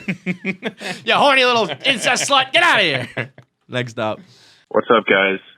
I have this kind of strange thing that I do, and I'm going to preface this story by saying I'm I'm a relatively tall guy. I'm 6'4", but Drop the relative. anytime I'm I in don't need someone your else's fake home, fucking. like girlfriend, but anytime I'm in someone else's home, like girlfriend's parents or friend's parents or boss, somewhere when I want to be like extra polite and super respectful, I do this thing when I go to the bathroom where a lot of times the toilets are so small and so far away from me that I will get on my knees to pee to reduce the chance of spraying all over the place and making a big mess.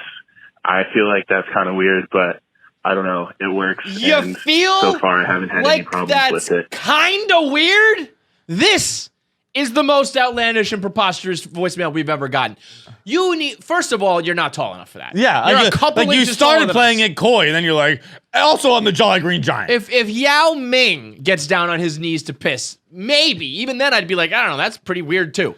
6'4", you're not getting on your knees to piss. Toilets are not that small unless you have some like gnome girlfriend and they live in like a tiny house. No. I'll tell you what I would do before I got on my knees to piss. Because we talked about this yesterday. Getting on your knees is fucking terrible. I can't kneel.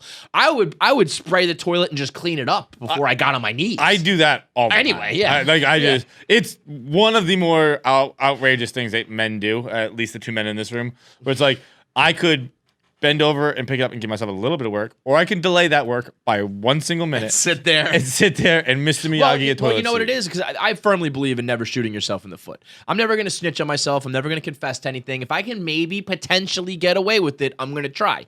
There's a chance that I just have a perfect game. And Yeah, I it's just an piss in that unscratched toilet. lottery ticket. Right. Like, we might And- make $1 million right here. And if I fuck it up, then I'll deal with it. But I'm not going to preemptively bet against myself and my dick. I got faith in my dick that I can hit the bowl. So I'm on board with that. I mean, man, the other day I pissed not even all over my seat. I pissed like all over my toilet. I had a.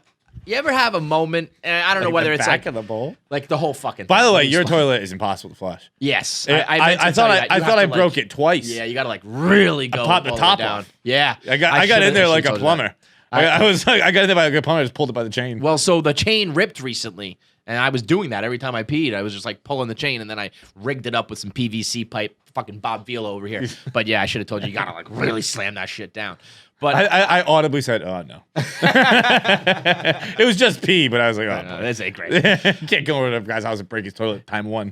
You ever like when you start peeing, and maybe it's like if you jerked off or if there's some fucking lint in there or something, but you ever get like a burst when it first comes Yeah. out? So my burst was like a fucking fire hose all of a sudden. And I mean, I hit like the backrests. It was just like, it went crazy on me. My dick betrayed me on this one. I had to like wipe this shit down. It was wild. It's hard out here to maneuver these fucking body parts, dude. You're telling me I sit on them all the time. But what's it called? Oh, yeah. Also, on hey, your dude, knees. you know what I do before I fucking got on my knees on a stranger's bathroom floor? I'd fucking sit on the toilet. Yeah. If you are so gargantuan at 6'4", by the way, I live with a 6'4" guy. Doesn't that get on tall. his knees to piss. Right. And I mean, seriously, like you're 6'4", your dick is like here, dude, as compared to here. I'm wearing new sneakers that are pretty fucking tall. I think I'm probably 6'4" in 6'4". these sneakers. I've pissed 3 times since I got here. No problem whatsoever. It's fucking. You know what I thought he was gonna say? I don't know why my mind went here. I thought he was gonna say he pissed in the tub. Like the bowl's too small. I'm just gonna pee on the shower floor right in the tub, and that would have been weird, but it would have been less weird than. Could you imagine if someone walked in the bathroom? That's what I'm saying. And like, you were on your fucking knees. it feels like you're doing this like because you're a sick little freak and you want to get caught. Yeah. And you want to be like, you want to come out and be like, I'm too tall to fucking stand and piss. Do you think he does the fly or does he take his pants down? Like, does he have his pants around his ankles and then he's on his knees? Bro, how tall is the toilet? I gotta figure out. Like, is it even possible for? If I went on my knees, I think I'd have to angle it That's up. what I'm saying. You're like laying your dick on the fucking on the that's brim. gross, There's yeah. no way you're like towering over toilets. Unless he's like 6'4" and just completely disproportionate, like his legs are super long, so that when he's I don't know. There's no real reason for it. There's but none whatsoever. None whatsoever. This might have to be the callback. Sit- What the fuck is wrong with you? Sit down to pee if you're that concerned about where your fucking dick is gonna piss. Even that, it's like it's a difference of 1 or 2 inches of height. Like you could be standing on like a rug or something like or the toilet could be a little different. You have definitely pissed in different sized toilets and different heights. When the seat's up or down, things change. Unless you are 9'4", 6'4". Fuck out of here. 6'4". Give me a break. Last voicemail of the day is that didn't need to hear that at Sorry. all. We're on camera now. Yeah, I would You- have you would've got subtly caught. picked that. Last voicemail of the day is brought to you by Fight Camp. Oh, baby. Trying to get our Fight Camp on. So we got a picture sent to us the other day saying this is our new sponsor. And it was one of those, it's not a boxing bag. What's it called when it doesn't hang from the ceiling, but it's from the bottom? Punchy thing. Punchy thing. So it's a punchy thing. And I think I'm gonna fuck around with this. I'm because absolutely gonna fuck with this. out of all exercise stuff that I don't like to do, the one thing I'm really Fighting is the fun one. I'm very It's envious. also exhausting. I know it's a good workout, and not that I'm saying I'm going to punch this punchy thing and then become like a fucking MMA fighter, but I am jealous. A lot of these comedians and the Joe Rogans of the world who can like really handle themselves, I think it's fucking awesome. So I'm not going to become like some jujitsu guy, but I'm going to start to throw hands at this punchy thing in my apartment, and it's going to make me feel better about myself. Well, I imagine this is called a standing punching bag. We will get the actual name for it so you can picture it, but you know what I'm talking about. It's a punchy thing. It comes with all the kit, all the gear you need when you get down with Fight Camp. It's Yeah, I mean, it's a punching bag. it's a freestanding punching bag. Freestanding punching bag. It's a punching thing. It's got great boxing gloves, hand wraps, and punch. You want me to teach you how to wrap your hands? I'll teach you. Yeah, please. I'd love to learn. Punch tracking sensors, so you can you can progress and get better and faster. You can have stats about how many punches you land and shit. Bro, between Fight Camp and the tweet Corey Gregory tweeted us today. Oh, yeah. Where like someone's dropped 50 pounds or whatever it was since Corey, 30 pounds since Gregory's been We on. are a fitness. We're a fitness podcast. I don't want any fat listeners. Everyone's gotta get everyone get a Fight Camp. We're going to Fat Camp. I want skinny people with weird genitals. That's our audience. I want a wood spoon of a pecker. It's a weird episode.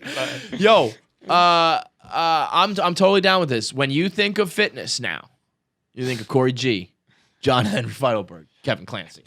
We're the number one feminist podcast, number one masculine podcast, number one fitness podcast in the fucking world. And Fight Camp is the latest to jump on board, jump on the wave.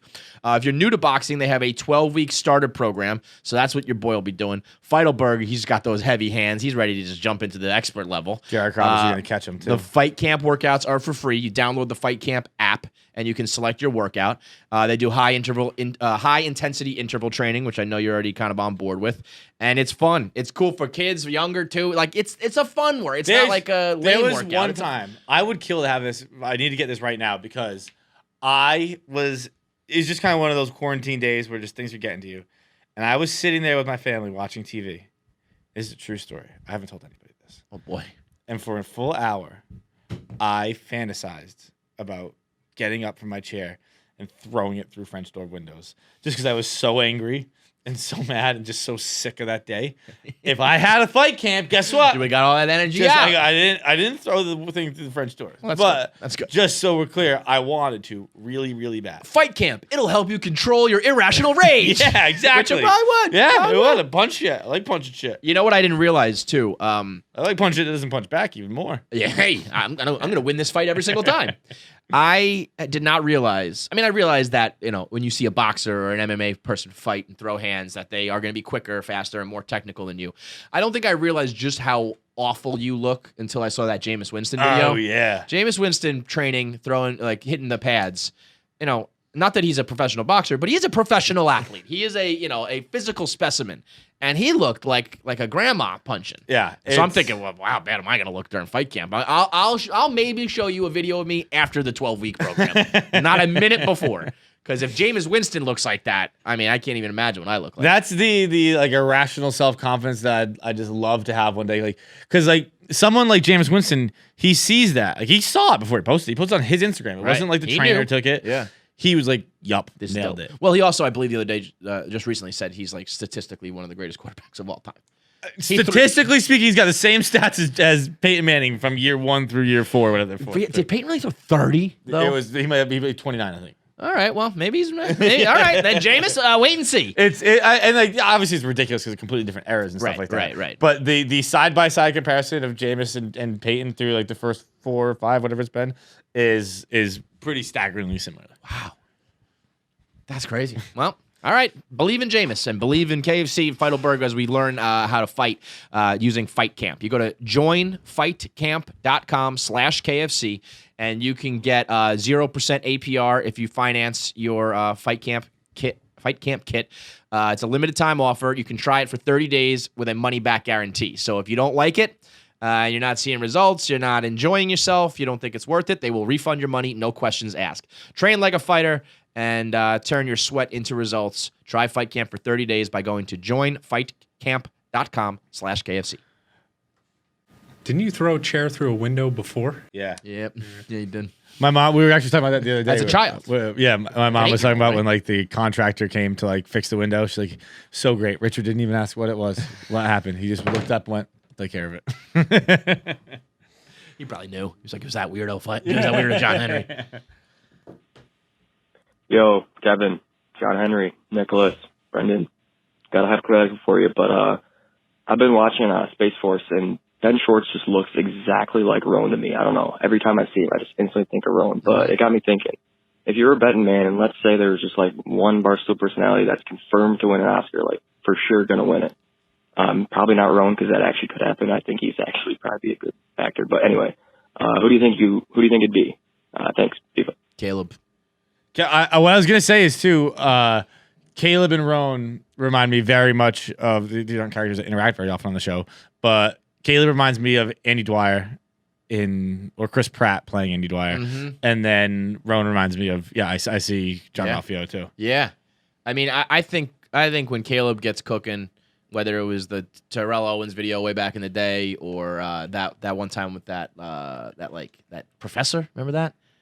Remember that they were storm chasing and the professor like oh came up on yes him and he yeah just, yeah like, yeah did the awkward silence thing. I mean he's got like it's not like acting, but he's got the like theater like timing and like sense down. So I think it would be Caleb. I could see Dan winning an Oscar. I mean, you know, not literally, but like I can see him being like actor. I guess that Oscar's tough because you have to do like drama. So maybe because even like I think those guys would be funny as like in a role acting. I don't know. You and Marty are pretty good in Making a Gambler. Thank you. You it's guys- completely ridiculous answer, but thank you. I was trying to think of drama people. I don't know there's anybody. I think Caleb. I think Caleb's the answer. Yeah. I think Yeah, he'd be the Caleb one. could do something like that. Or if he wanted to. He's giving these speeches about trying to become a pro golfer. Just like this feels like some weird movie where like a Happy Gilmore type thing. This guy's gonna become a pro golfer and like that and I thought to myself, you know, Caleb's an athletic dude, and I mean, I guess it's like Jameis Winston with the boxing, but I was like, he had like a slow motion video of himself about to golf, and I was like, is this motherfucker gonna like hit it right down the fairway? Is he gonna be good? And it was like joink. Like he's still like everybody else when it comes to the golf course. So final answer, Caleb. It's one of those ones where I wish it was a harder answer. It's I Caleb. mean, I'm Kate. I think everyone here is incredibly talented. Yeah, I came around on that. I used to think that like, because I don't think of myself as talented, but then Barstool grew to a point. Like I just think we talk and we're relatable and all that kind of shit. But now we've grown to a point where I think we have like comedic, theatrical people. Right. You know. I mean, KB and Nick are fucking. KB and Nick, the top 5 list was. If you could win an Oscar for like weird, KB and Nick would be like Meryl Streep. They'd have like 1,000 of them. Those two. Thank God for Nick. KB would have never he needs like a foil. He needs like the yin to his yang to be weird with. Otherwise, he was just writing his weird blogs. But to now have this guy to play off of, and I'm gonna go with Child Soldiers. Ooh.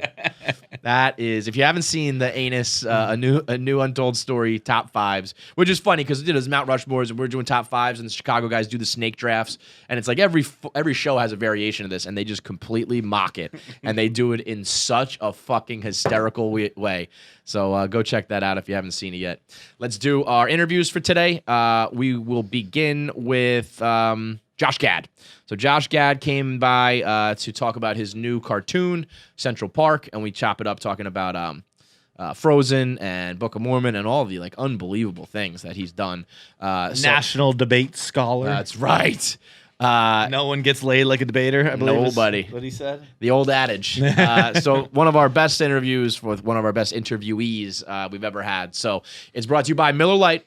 I think we're all friends now. I think Josh Gad likes us. I think Josh liked us a lot. So I feel like if you crack a Miller Lite with Josh Gad or your buddy, your friend, your father, your brother, your sister, whoever it may be, you know you're gonna have a good time. You know you're gonna share some stories, have some laughs, and it brings you together. It's like, you know, you can just have a conversation. But if I said to you like, "Hey, let's go somewhere and talk," you'd be like, "Oh, what? Is somebody dead?" If I'm like, "Let's go have a beer," you're like, "Okay." Yeah. And what we're really gonna do is go talk. When you said But let's we're go somewhere allowed and to talk, in my head I went, "Can we bring beer?" Exactly. So let's cut to the chase and bring along a Miller Lite. It's brewed in Milwaukee, Wisconsin. It's got 96 calories per 12 ounces, only 3.2 carbs, so it's healthy, as the Chicago boys call it. GTLF, great taste, less filling. It's the original beer, the original social media. It's the original way to hang out, kick back with your buddies, your friends, and your loved ones. You can get it delivered right to your door right now if you're still stuck in quarantine. If you're lucky to be out, you can hit the bar, 25% capacity, but you can enjoy it with your friends. So Miller Lite, wherever you are, in whatever circumstance you're with, Miller Lite is the go-to beer to have a good time. So get yourself some Miller Lite, get it delivered to your door, and celebrate responsibly. Josh Gad, let's talk to him. We got Josh Gad on KFC Radio here. He's got a new show out. Before we get into Central Park, though, I have to let you know, you're way more important in my life than you realize, because I have a 4, almost 5-year-old daughter, and we have had Frozen on 3.5 straight years now, and maybe even more. That's about right. Yeah, that's about right. Crazy how many times I've seen that. And obviously you being Olaf had a huge part of that. So you have probably raised my daughter more than I have, with the amount that you've been in front of her on Frozen all the time. I've probably raised your daughter more than I've raised my own at this point. So I'm grateful that at least somebody's getting a Josh Gad upbringing. Well, I'm sure you get that all the time, like kind of things like that. I'm going to be on the other end of the spectrum. I've never seen the film. All right, this interview's over. Thanks. So one time we did an interview with Ice Cube, and John had never seen the movie Friday. And yeah, I know. And so I said to Ice Cube, John said to him, "Why don't you pitch me on why I should watch Friday?" And Ice Cube said, "I don't give a fuck if you watch this movie or not." So can you give a pitch to John on Frozen? Yeah. I wish I had said to John just now, I don't give a fuck if you've ever seen Frozen or not. Like, that actually feels like a really great way to answer somebody who's never seen such an innocent animated film before. No, don't get me wrong. I've never gone out of my way. I've never been like, I'm not watching that movie. I just don't have kids, so it hasn't come up as often in my life. It's not a movie I don't want to see or anything like that. It's just I get it. What's your favorite movie? My favorite movie ever? Whoa, that's a great question. I haven't updated my Facebook profile since probably 2008. I love that that's the only way to identify what your favorite movie is by updating your Facebook profile. I'm just trying to think what I have on that. That is the saddest thing I've ever heard. What I have on that is probably 7. Great movie. Right, that's probably my number 1. I probably have 7. What's in the box? The Patriot and Van Wilder, I would guess, are my 3 movies on. Weird fucking list, dude. That is a weird list. I'll tell you right now, I'll answer for him. If it was like you got to go to a deserted island and you only get 1 movie series, you would pick Fast and the Furious. The Fast and the Furious franchise is. I don't even think Mel Gibson would choose the Patriot as the one to take with him. Like, that is the weird. I don't know that there's another person who has that list of 3 films that represent their favorite films of all time. The Patriot was a movie that, like, my dad and I would always watch on Christmas Eve before going to bed. I don't know why. It has obviously no connection to Christmas. Was he training you for American Battle? Like, it could be, Home Alone and A Christmas Story and Elf, like, or any of the other Christmas movies. Insight into your relationship with your father. Come on, son. Sit by the fire as we watch this Mel Gibson revolutionary war film. Where both his sons die. This is the part where the kid dies, son. Watch it and learn it. And he gives you a kiss on the forehead, and you go, I hope this is what I get for Christmas this year, just like Heath Ledger's taking his last breath. I just wishful thinking that you two are lost to battle. I would also say, though, John, I know this about him, huge musical fan. And so Central Park is right up his alley. I just finished episode 1 myself. It's funny. It's got great tunes. And the cast that you got, holy shit, Josh. Yeah, it's pretty sick. You pick up the phone and call these people? Or is that like a studio that does that? How do you get that many people? It's crazy. No studio. It was all me. I picked up the phone and my partner in crime on this show, Lauren Bouchard, who created Bob's Burgers as well, he said, for Bob's, I cast a bunch of my friends. I wanted to work with people that I knew, and I think we should do the same on this. So before we even had characters, he's like, why don't you reach out to who you want to work with, and let's go from there. And I said, if we're going to do a real, badass musical, I want to cast the Avengers of musical theater. So I reached out to Kristen Bell, my co-star from a movie John's never seen before because he's a piece of shit. I reached out to 2 of my buddies from the brilliant show Hamilton, Tony Award winners, Daveed Diggs, and my college classmate, Leslie Odom Jr. Wow. And then I reached out to Catherine Hahn, Stanley Tucci, Titus Burgess. Yeah. Is Daveed Diggs Burr? No, Leslie Odom is Burr. Daveed was Thomas Jefferson and Lafayette. Okay, he was the one voice when I was watching it. I watched all 3 episodes this morning, and he was the one voice I couldn't place. I looked up his name and I was like, "Where is he from?" Yeah, so Leslie is Burr in Hamilton. I think one of the greatest vocalists of all time. And even when we were in college together, I was like, "This guy is just unnaturally gifted." And he's just they're all so brilliant on the show. And Stanley Tucci as a small elderly woman is one of my favorite things of all time. That was one where, the show started, and after a few scenes, I was like, okay, I gotta put a face. I'm gonna eat my breakfast burrito as you're talking about. Can I eat my burger? Oh, is that cool? Yeah. Let's do it. I'm starving. That's great news.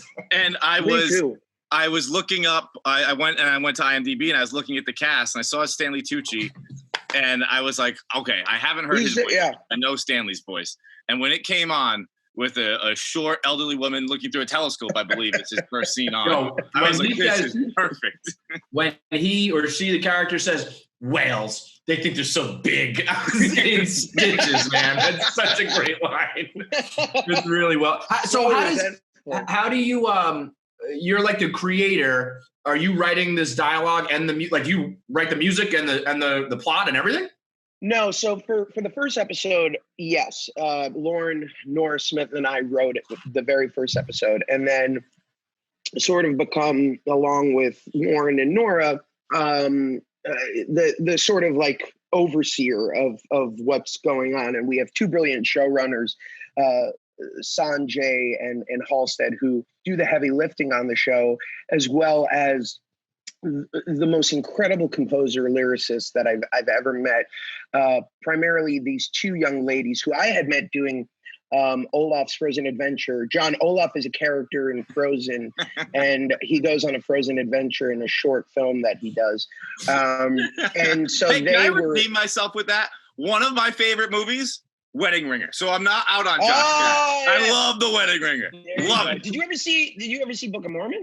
I saw the performance. I saw it in I didn't see you. I saw it live. Yeah. I saw it. What an asshole! What an asshole! I saw it when it came to Boston. You were already out. All right. So I got these composers, Kate Anderson and Elisa Samsel, to do sort of the heavy lifting in the early episodes, along with this brilliant composer, Brent Knopf. And then we wanted it to be a real musical.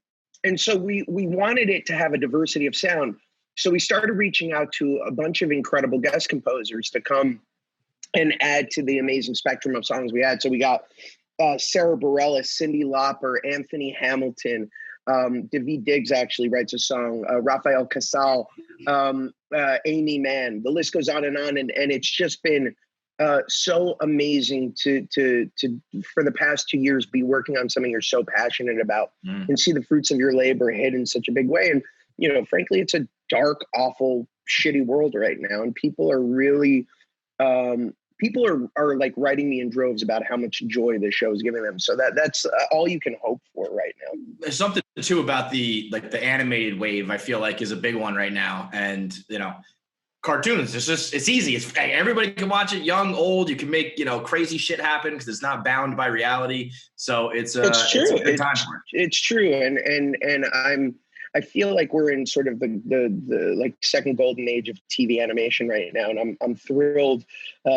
especially being such a massive fan of Bob's Burgers, that I get to play in that playground. What would you say is the first, like the Simpsons wave back in the day? Yeah, I think that the whole Fox domination lineup was sort of the first wave of animation television that wasn't geared towards just kids, right? Like I grew up with the Flintstones, I grew up with Smurfs, I grew up with stuff that sure I could watch with my parents, but it was primarily geared towards kids. And then all of a sudden you have these shows popping up in prime time, of course, led by The Simpsons, followed by Family Guy, Futurama. And then there's this whole new wave that is, I think, just breathtaking to watch. And obviously in that original list, you have to include South Park, which is, I think, one of the greatest satires of all time. What do you think it is about? Kevin mentioned how you kind of don't have to work in reality. What do you think it is that is bringing cartoons back again? Well, I think it's a number of things. I think some of the voices that are, going over to the cartoon space they're brilliant voices, right? Like, there is something about satire that I think is readily ripe for the picking when it comes to animation. Like it's just a great facilitator of, those kinds of jokes and those kinds of social statements. I think the hard part is you've had so many great shows, but also so many derivative shows. So it's amazing when a show like BoJack Horseman comes along, or Rick and Morty, that just breaks every conceit that you think and similarly, Big Mouth on Netflix, which is another amazing show. And we really wanted to come into the space not trying to be anything but ourselves, because I think that that's the opportunity here, is for everyone to have an individual voice. Do you find it difficult to pitch? Like me, myself, I wasn't raised on cartoons. I was raised on The Patriot. So I've always been like fucked up household you were brought up. Oh, gosh, you have no idea, bro. How much time you got? It's a deep, dark one, trust me. But I always like fear cartoons a bit. Like not fear, but it's just not something. Fear them. What were you raised by The Patriot and razors? What happened in your home? Like, what did your dad say? I think I know. You're not afraid of them. You just like. I'm afraid of. If you pick between, there's a new show to binge and it's a real show with actors, and a real show and a new show with cartoons, I feel like you'll lean towards the real show. Is that what you're saying? I'd absolutely lean towards the real show, just because that's what I use. Like, I didn't watch The Simpsons. I didn't really do the animation domination. I was kind of I watched real shows, and so that's what I lean towards now. And then it takes an extra push usually for me to watch a cartoon. And like it happened with Nick, we interviewed Nick Kroll, and I watched Big Mouth, and I fell in love with it. And then I watched Central Park because we're interviewing you, and I love it. And I mean, it's cartoons and musical. It's perfect. But I'm wondering how you like, if you think to pitch to someone like me who doesn't usually watch cartoons, or you like, there's enough people who watch. If I were to pitch it to you, I would say, look, your entire childhood was all about bloodshed and the loss of 2 Mel Gibson boys. And it's time for you to get some relief. It's time for you to find some joy. And that's why I think television animation is right for you. That's a great pitch. Your daddy can't hurt you anymore. Not wrong. He can't hurt you. You're safe now with shows like Central Park. He's going to catch me watching and make me do push-ups. What are you doing? We had a pact. We watch real TV in this house. None of this cartoon bullshit. order nothing. Are you? I mean, at this point, between Beauty and the Beast, Frozen, Book of Mormon, now this, are you just full musical from here on out? Oh God, I hope not. I do love a good musical, and you know, because of my experience on the stage, followed by, you know, some of the great film opportunities I've had, like Frozen and Beauty and the Beast. I love the platform of what a musical can do, especially in times like these where the soul needs some heavy lifting. And so I wanted to bring that feeling to the television space, which I felt had sort of been neglected in that arena. But you know, while I love a good musical, I still love everything else. I love movies like The Patriot. So I want to, you know, mix it up and do a little of both. Yeah, but Can I listen. tell you my favorite musical performance of yours? Yeah. Okay. It's Bear Claw. Bear Claw, you hit those notes, man. I get stopped on the street for Bear Claw like an abnormal amount of times. It's so weird that fucking character that I did like twice on New Girl as a favor became like such a weird, like people were like, there should be a Bear Claw spinoff. I'm like, no, there should not. That is not a thing the world needs. Like, the Yes, world it doesn't is, need man. a half hour I have a week with learned Bear Claw. people who like New Girl, who really love it. I mean, they would watch a spinoff of every single person that's ever appeared. They are Crazy. obsessed with that They're show. obsessed. They're obsessed. No, New Girl was a really fun one. It's it is one of those things where I love kind of popping in and you know, being a part of a cultural zeitgeisty thing like I did in A Modern Family too. And it's so funny how the hardcore fans of those shows genuinely reward you by constantly, you know, reminding you that you did 2 episodes a long time ago. You could go on to win Tonys and Oscar, like That's everything it. under the Fucking sun. Bear Claw will be the thing. Yep, 100%. And listen, Yeah. you can't talk about spinoffs without talking a little Disney Plus with your Beauty and the Beast spinoff. Oh, but can't I? Okay. Is there Especially if there are legal muzzles in place. We'll cut this. We'll cut this. I feel like that's almost. Remember when there was the hullabaloo about the Verizon guy who he went Went from to Sprint. Verizon went to Sprint. I feel like you're swimming in both waters here with Apple and Son of a Disney. bitch. Oh shit. Well, to be fair, my Apple show is technically owned by Disney, who owns 20th Century now. So I When you trace that stuff back up the ladder, they own everything. They got it all. They really do. They really do. This house that I'm in right now is actually owned by the Disney Corporation. It was part of the Fox merger. I don't know if you're kidding, which is crazy. You might be serious. Awesome. No, I'm very excited about things I may or may not be working on right now that may or may not relate to the characters of Beauty and the Beast. But before even that, I have a movie coming out on Friday, June 12th, on Disney Plus called Artemis Fowl. That's pretty dope. Wow. I feel like what's that about? I feel like we talked about that, right, John? So John hasn't talked about it. John has been talking about the same movie for 20 years that he watches on Christmas. That's why I fell in love with Ryan Reynolds. I was early on that train. So Artemis Fowl is based on a series of books by a brilliant author, Owen Colfer. It's sort of like the antithesis to Harry Potter. It's this criminal mastermind 12-year-old who basically is the smartest character in the books, and he manages to one-up not only every human he comes across, but also this underworld of mystical and magical creatures. It's an amazing tapestry of characters and a whole new world that people have never seen before. And it's directed by the brilliant Kenneth Branagh, who did Thor, who did Cinderella, who has had arguably one of the greatest acting careers ever, and also who I teamed up with before Murder on the Orient Express. Now, that was supposed to be a theater movie, right? And it switched to Disney Plus because of COVID? Yeah, so it was supposed to come out in August. No, in May on the big screen, and then this little pandemic happened, and so instead we're releasing it to Disney Plus, which I'm actually really grateful for because I'm a dad. I have 2 little girls.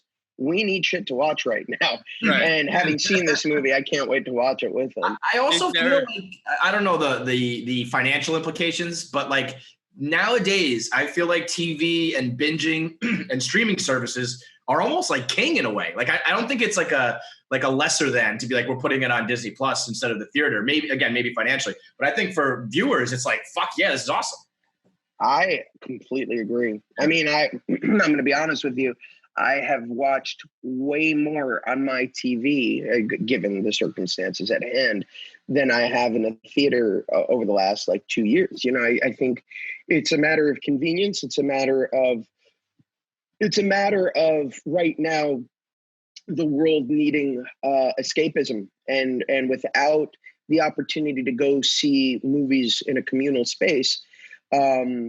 With the exception of drive-in movie theaters, I really do think that it's necessary to be able to share some of these things with all of us at home. Having said that, nobody loves the experience of going to the theater more than I do. Like I honestly, some of my greatest memories are seeing movies for the first time in a movie theater. So I pray and I hope that eventually we can get back to that business because I miss it. Are those memories better than you winning national debate tournaments? Wow, we're going deep today. Oh yeah, we did our research, motherfucker. You guys did your research. That is another thing that is just so strange to me that I will get stopped on the street for. That people, I guess, there are tapes of me doing national speech and debate that exist, and people watch them. It's like curriculum when they're learning what to do. And so people come up to me and I'll be like, oh, wait. Like other debate team kids are watching you like you're the Michael Jordan of debate to like learn? I would never compare myself to Michael Jordan of anything, but yes, they are for whatever reason watching me. And when I say debate, I don't mean like getting up and doing like policy and doing retorts. There are different categories. So I did what's called interpretation. So you take like 10 minutes of something and you interpret it humorously, dramatically, doing it with another person, which is called duo, or you write an original speech called an original oratory. So I won in humorous interpretation and original oratory twice. And people watch those videos and they I guess learn from it.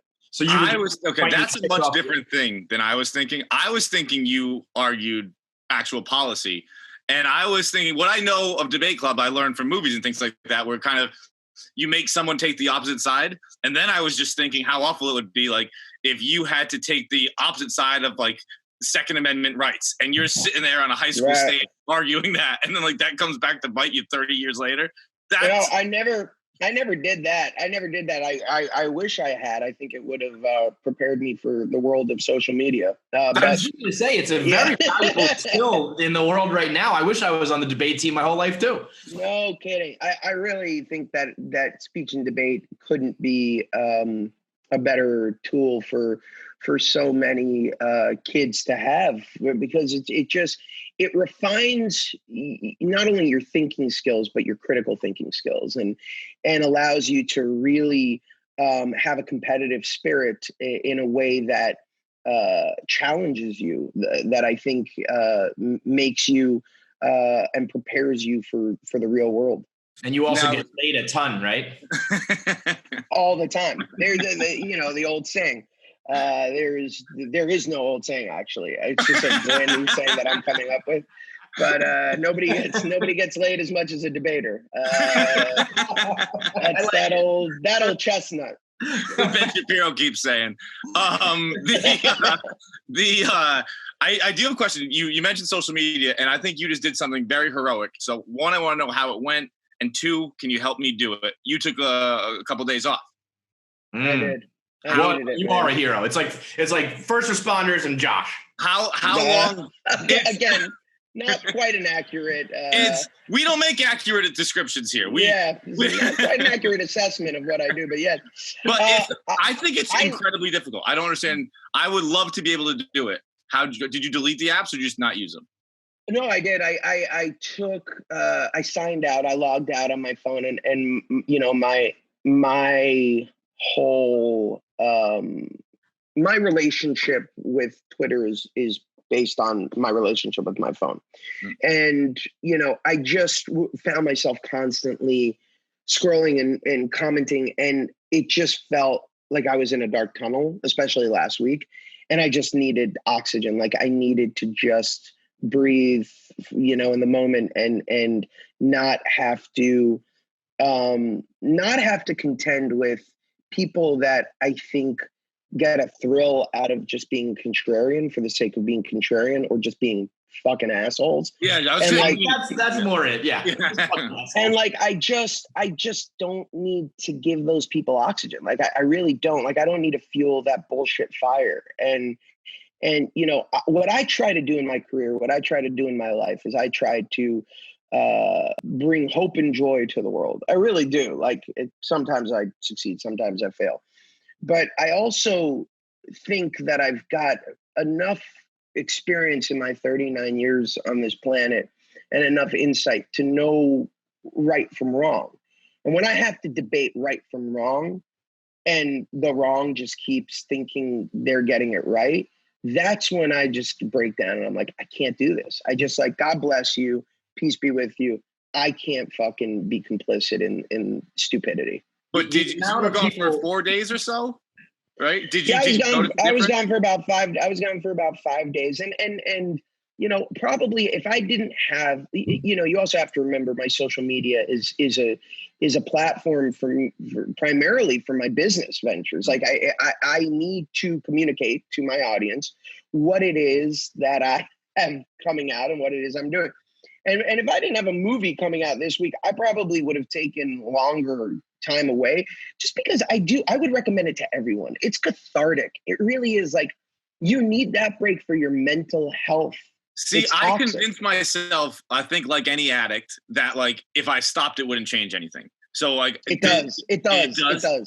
Well, it's just not natural. Well, I will say this, John, you're better than I am. Like when I see someone saying stupid shit, I take the bait. I engage them every time because I fucking hate it. You're a little better about that, but it's just not natural. Josh. You throw mutes out?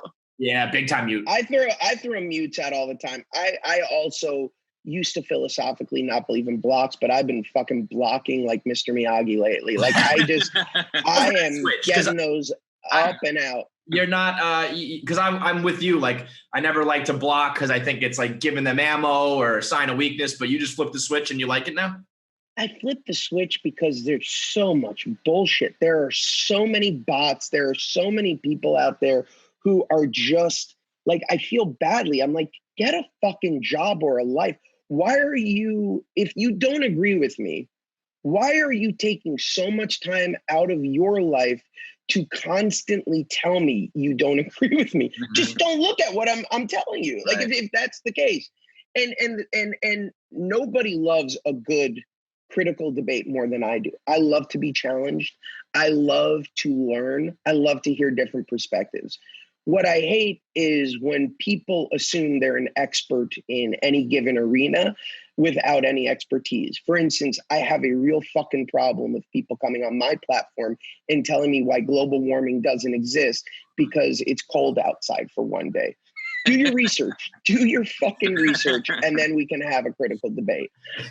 So, you know, that's sort of where I draw the line. I will say, I do think that we need to reassess our communal relationship with social media platforms. We were talking about it. I do think it's gotten out of control. Like, I think it's gotten out of control. And I'm not saying about like, I'm not even talking about the dynamics of like politics or anything like that. I'm saying on a human level, I think less person-to-person interaction, less conversation, and more 180 character statements is not healthy for society. It's not a healthy dialogue. It's just, you can't have critical thinking in 180 characters or less. You just can't. And then when you have like, when you a kid reply and you're like, I can give you the answer here, but it's long. I can't fit it into 240 characters, so you just don't reply. And then they're like, oh, see, you're walking away. No one's ever had an argument on Twitter and walked away and been like, that was productive. It's just never happened.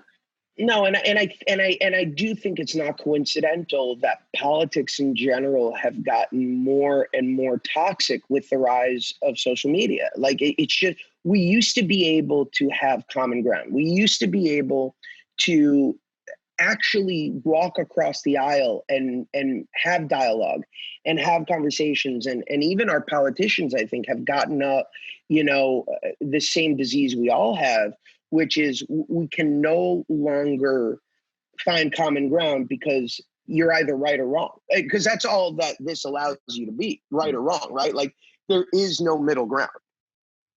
It's it's at the same time, it can be a powerful tool for good, but I feel like we've just totally lost that. It's like the good aspects are just getting drowned out by the negative. I agree. I hope there will be an evolution. I really do. I hope. Why don't you get on TikTok, man? Just sing on TikTok. You'll be famous tomorrow. Oh shit, that's a great idea. Yeah. I got on TikTok. I did one post to just tell everybody I'm on TikTok, but I have not followed up just because there are people doing shit on TikTok that I don't understand that I need to figure out what is the use of TikTok for me, because I really don't know. People have mastered it, and I'm not one of those people yet. Yeah, I'm too late. So. Neither am I. I'm not old dog, new tricks. You know what I mean? Forget. I know. I feel like my mother learning about Facebook for the first time. Like that's my relationship with TikTok. All right, man. Well, we appreciate the time. You got. Before we let you go, real quick, what's your favorite movie? My favorite movie, I'll give you three since you gave me three. I have two categories. I have the movies I like to watch the most, and then my favorite movies, which I think are critically the best movies. So the best movies for me are Pulp Fiction, Citizen Kane, Godfather. My favorite movies, the movies you went with that one, huh? Yeah, just taking the one seeds all the way to the finals. Well, they're perfect films, right? They're just perfect fucking films. My favorite films, the movies that I go back to the most, are probably Back to the Future, The Goonies, and I would probably say Ghostbusters. Those three are the ones that I grew up with, revisited over and over again. And if you watch my new YouTube series, Reunited Apart, you can actually see me reunite all three of those casts. Wow. Oh, that's a pro plug. Yeah. That's good. You're a pro. That was just something I wanted there. You're a pro. By the way, did you see the Bill and Ted trailer drop today? Holy shit, did I? And I got goosebumps. I cannot wait. I love Excellent Adventure and Bogus Journey. I'm so excited about this. Keanu Reeves is just the greatest person to ever walk the fucking earth. Ever. The world needs that right now. One last question. Can you confirm or deny that Frozen was titled Frozen so that when you Google Disney Frozen, Walt Disney's head doesn't pop up and the movie pops up? That is the most batshit crazy question I've ever gotten. Think about it. Before your movie, anyone who Google Disney Frozen, they're talking. I've never heard this. That makes sense. I've never heard this theory. I'm gonna do a deep dive now, and we'll debate and we'll debate it over Twitter. Social media. Hey man, dude, thank you so much for the time. We really appreciate it. Everyone, go watch Central Park and Artemis Fowl, and you're welcome on our show anytime, Josh. Thank you, Josh. Guys, thank you so much. Have a good one. Be safe. You too. When Josh Gad used the word bloodshed, it was the best vocabulary choice I've ever heard. He was doing it so well. Your movies are focused on bloodshed. It was so weird, good. and I know why we did that. The Patriot thing is because it was the first rated R movie I got, and it was for Christmas, and I was probably I don't know. I want to say that came out in '97, so I was probably really? Yeah, I guess that makes sense. I was probably 8, and I got it for Christmas. And my dad was like, "Hey, look what I got you." And I was like, "Hell yeah, let's go home and watch that." So we left my grandfather's house and went home, watched The Patriot, fell asleep. And then the next year, he's like, my dad's always a routine now, He's tradition? always just someone he's like me, where he's like, "I've had enough of the party." and Yeah. let's get out of here. And That's he awesome. always knew he could come to me Yeah. to be like, hey, you want to get the fuck out of here? Yeah. And so he's like, hey, you want to watch the Patriot? I was like, yeah, let's go. And then we just started watching the Patriot all the time. It's a great tradition. It's just a funny movie to be the tradition. All right, so now let's talk to Ricky Velez, who is a New York City comedian, friends with Pete Davidson, was in King of Staten Island, which is our favorite movie ever. And we learned in this interview that Ricky actually had a much bigger role right alongside with Judd Apatow in producing this thing. And he's just one of the nicest, most gracious guys. And when if you get a chance to see him live, go do it because he is electric on stage. So Ricky Velez just talking about hanging out with his buddy on set with a new great movie. Let's hear it. Hello? What's up, Ricky? How you doing, man? How you are? Can you guys see me? No. No, if you click the... Yeah, there he is. What up, bud? Great hat. I got the same one for the Bronx. I love that look, man. Dude, this company, is it the Hood Hat Company? Yes, sir. Yeah, these guys are the shit, man. Awesome. They made How us you doing, King of dude? Staten Island hats and shit. It's tight. What's that? They made us King of Staten Island hats. Dope. Very cool. Yeah. You're talking to probably the two biggest King of Staten Island fans on the planet. We got the screener a couple weeks ago when we talked to Bill Burr. I'm a fan of the show. I watched, man. I know. It was fun. I mean, that movie's fucking awesome, dude. We love it. Dude, thank you so much. It was the coolest experience I've ever had. Really? Doing this job, and it's been great. The response has been fucking crazy. Well, I think even Bill, who I feel like Bill does everything like, yeah, we'll see what happens. He's very low key with everything. He's like, yeah, I got a good feeling about this. We smashed it. This one's gonna be fucking big. I honestly think it's like the movie of the year. I haven't seen a ton of movies this year. It's by far my favorite one. I will be shocked if there's a movie I like more this year than King of Staten Island. It's funny that you say the Bill thing, like he's like confident. That wasn't always the case. He's like, I've done a few of these. They can. That was very good. Sounded exactly like that was a fucking spot on. But we have one of the movie guys we follow. He was tweeting yesterday. I think he just saw a screener being like, the movie's awesome, and he's like, and also if Bill Burr decides he wants to leave comedy and become an actor, like he can do that. Yeah, no, it's a thing. It's going to be a thing. It's going to be great. I think what I love the most, and I don't think I realized you were in it until I saw you in it, but like that first scene where I think you guys are all fucking around in the basement, and I was like, this is literally just friends, and you happen to press record. You know what I mean? Like you could, and I don't know. I mean, obviously, Pete. Is everybody in that crew like friends, or some of them just actors? Because it felt like you all had like incredible chemistry. There was a bunch of friends on set. Yeah. The whole time, which was great because our boys were just like housing the craft services. Is that stressful? Because I'll tell you what, when my friends come to like a Barstool thing, a whole night I'm just stressed. Like, dude, don't fuck up. Don't fuck up tonight, okay? I just would be like, stay away from Judd. It's basically like, stay away from Dave. That's what's wild because it's like, so cool, you and Bill's so cool and the rest of that it was just such a fun environment. And I think that's what Judd does best is he makes the environment so fun that you feel like you can be as creative as you want. And that's definitely like that first scene you see us all in. Like that's what was really happening down Was there. that was there any like ad-libbing going on, or was that all scripted? Oh yeah, so you usually just run the scene how it's written originally, and then you get like a couple more tries to do whatever you want. And when they give me that green light, I was like, oh, I'm gonna go off here. I'm gonna go. I mean, it's nothing new because Pete has done this so much in his act. But when you guys all start like talking about how his father died, and then you all end up just like busting his balls and laughing, he's like, yeah, it's funny, my dad's dead. It's so goddamn good, man. It was hilarious. Yeah, that was that one was actually off the cuff, and Judd said to me after, he goes, that's either gonna be the best joke or the worst joke of the movie, and it made sense. So I'm happy with it. Definitely happy. It was awesome, man.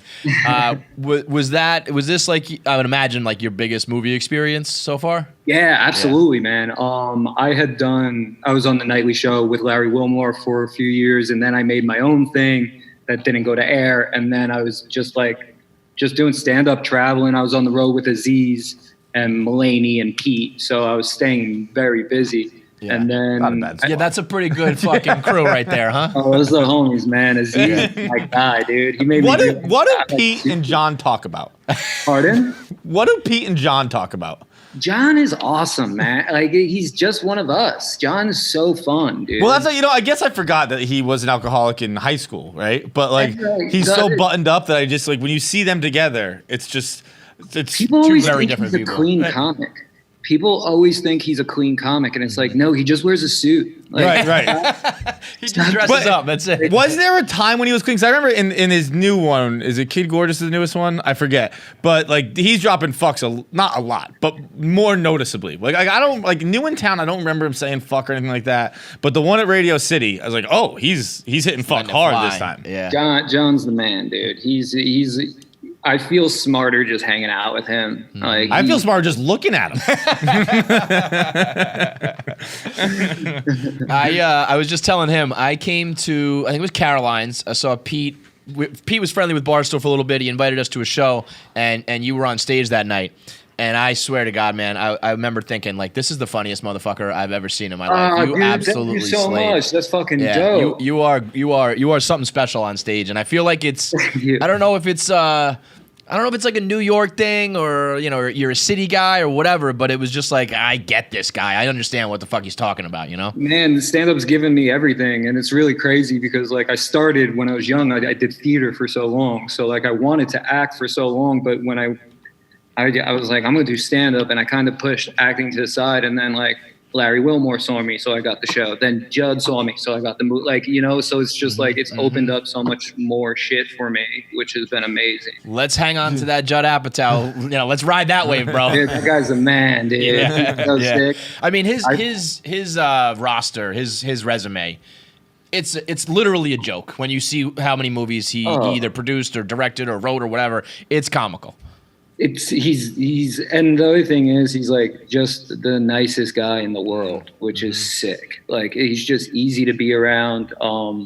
He fucking did me huge solid. He made me a producer on the movie, and I basically shadowed him through the whole entire movie. Wow, shit, that's fucking dope. So yeah, dude, I was sitting at home. I'm sitting in bed with my wife, and the next thing you know, I get a call from Judd, and he's like, "Hey, will you come punch up the script and be on set every day?" And like, I rode in and out of the city every day with Judd to go to work, and dude, that should be a movie. Like that right there is a fascinating script. Like shadowing a guy like that. Wow. Dude, what do you think the most important? And he's thing, like a friend. He's a friend. Like he's somebody. Like I wake up and there's just text from Judd. I'm like, this fucking Did you? Okay, here's the thing. Did you have him in your phone at first as Judd Apatow, and then change it to Judd?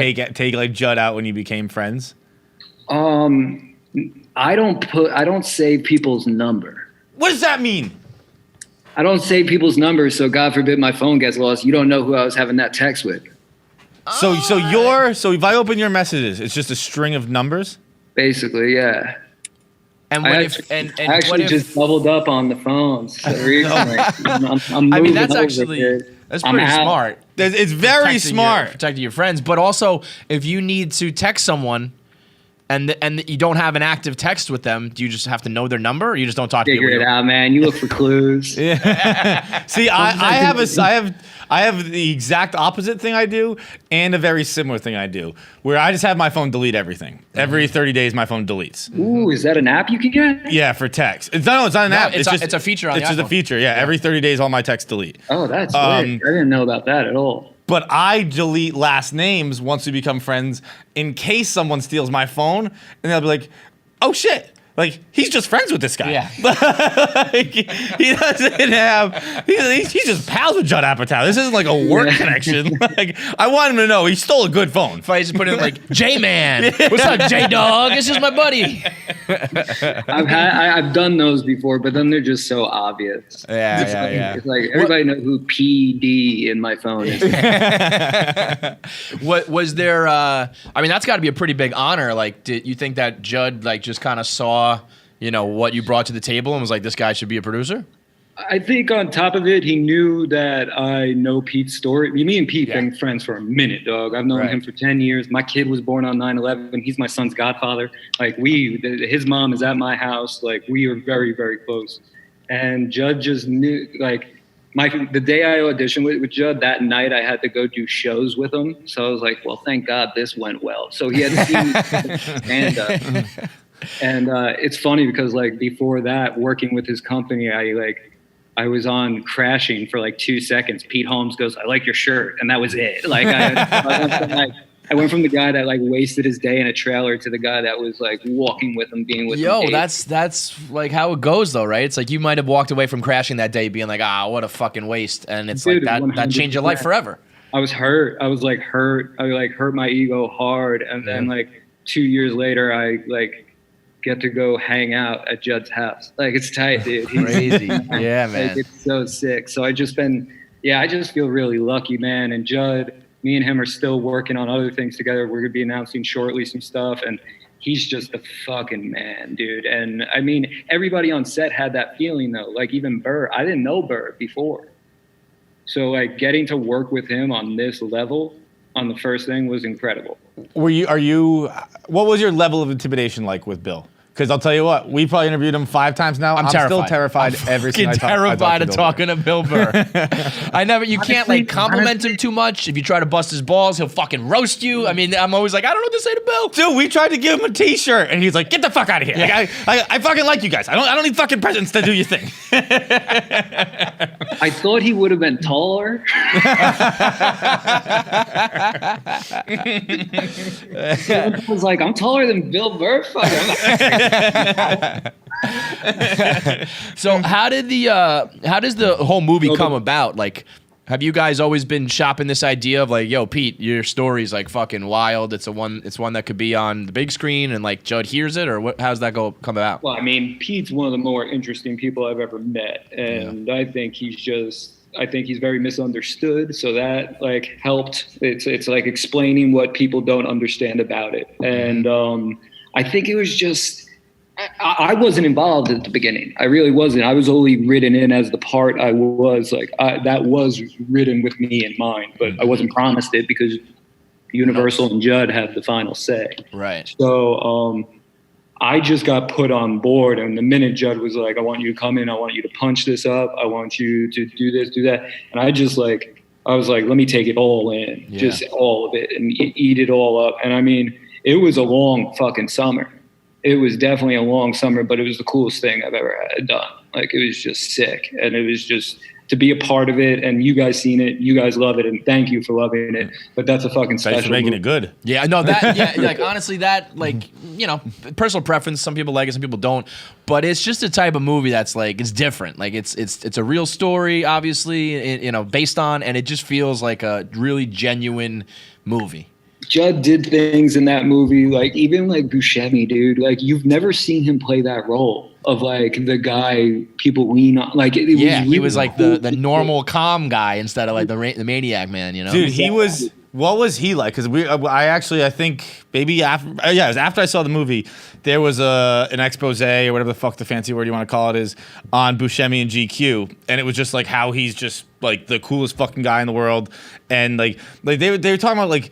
He lives in Park Slope, and like his house in Park Slope, which he's considering selling, is like the neighborhood's worried that Buscemi might move out because he's just such like a calming presence around. Like they're like Buscemi will come home and there'll just be presents on his doorstep for him. Like he's like the neighborhood Don. He's the coolest fucking guy. I actually did save his number. I needed that. I gotta keep that one. And I want that to be the only name listed. That's who saved. No. And what was cool about him was not only was it just amazing to watch him act because he's a fucking amazing actor, but like he once was a fireman, which was huge. Yep. And then on top of it, like he was just awesome to be around. And then he started kicking it with us off set. So it'd be like me, Pete, Burr, and Buscemi in a basement. Fucking sick, dude. The scene where you're all at the bar and you're singing, what song is it? It's like one of those like classic. Oh, I don't know the name of the song. I just know One how Headlight? Yeah. It was just, it looked like, again, real, genuine. Like they were just having some beers and like basically doing karaoke with each other. It looked awesome. It was, I mean, dude, daily I would get home and just be like, what the fuck did we do today? Like, that was like such a special moment too. And like, you got to remember, like, that guy, John Sorrentino that's in the movie. He was off the day of 9/11 and worked in the same house as Pete's dad. Ooh. Oh, I didn't know that. Holy moly. So That's like, some bro, heavy shit all to those carry. all the actors and the rest of that were playing firefighters, they got sent to training. Like Judd makes you feel so a part of it. Yeah. And like the AITA company just does such a great job in doing that it feels so personal. Everybody walks out of there feeling like they belong to something. It does feel like because it's obviously you said Judge does such a good job of creating like a fun set, but also like how personal everything was. I imagine everyone came out like wow, like we did family shit to like this whole time where it was we like cried together, we worked hard together, we fucking laughed our asses off. Like, do you feel like leaving quarantine with your family? Like, look, we had some fucking fights, we had some tears, but we had a good time largely. Yeah, exactly. And dude, like fucking working with Marissa Tomei.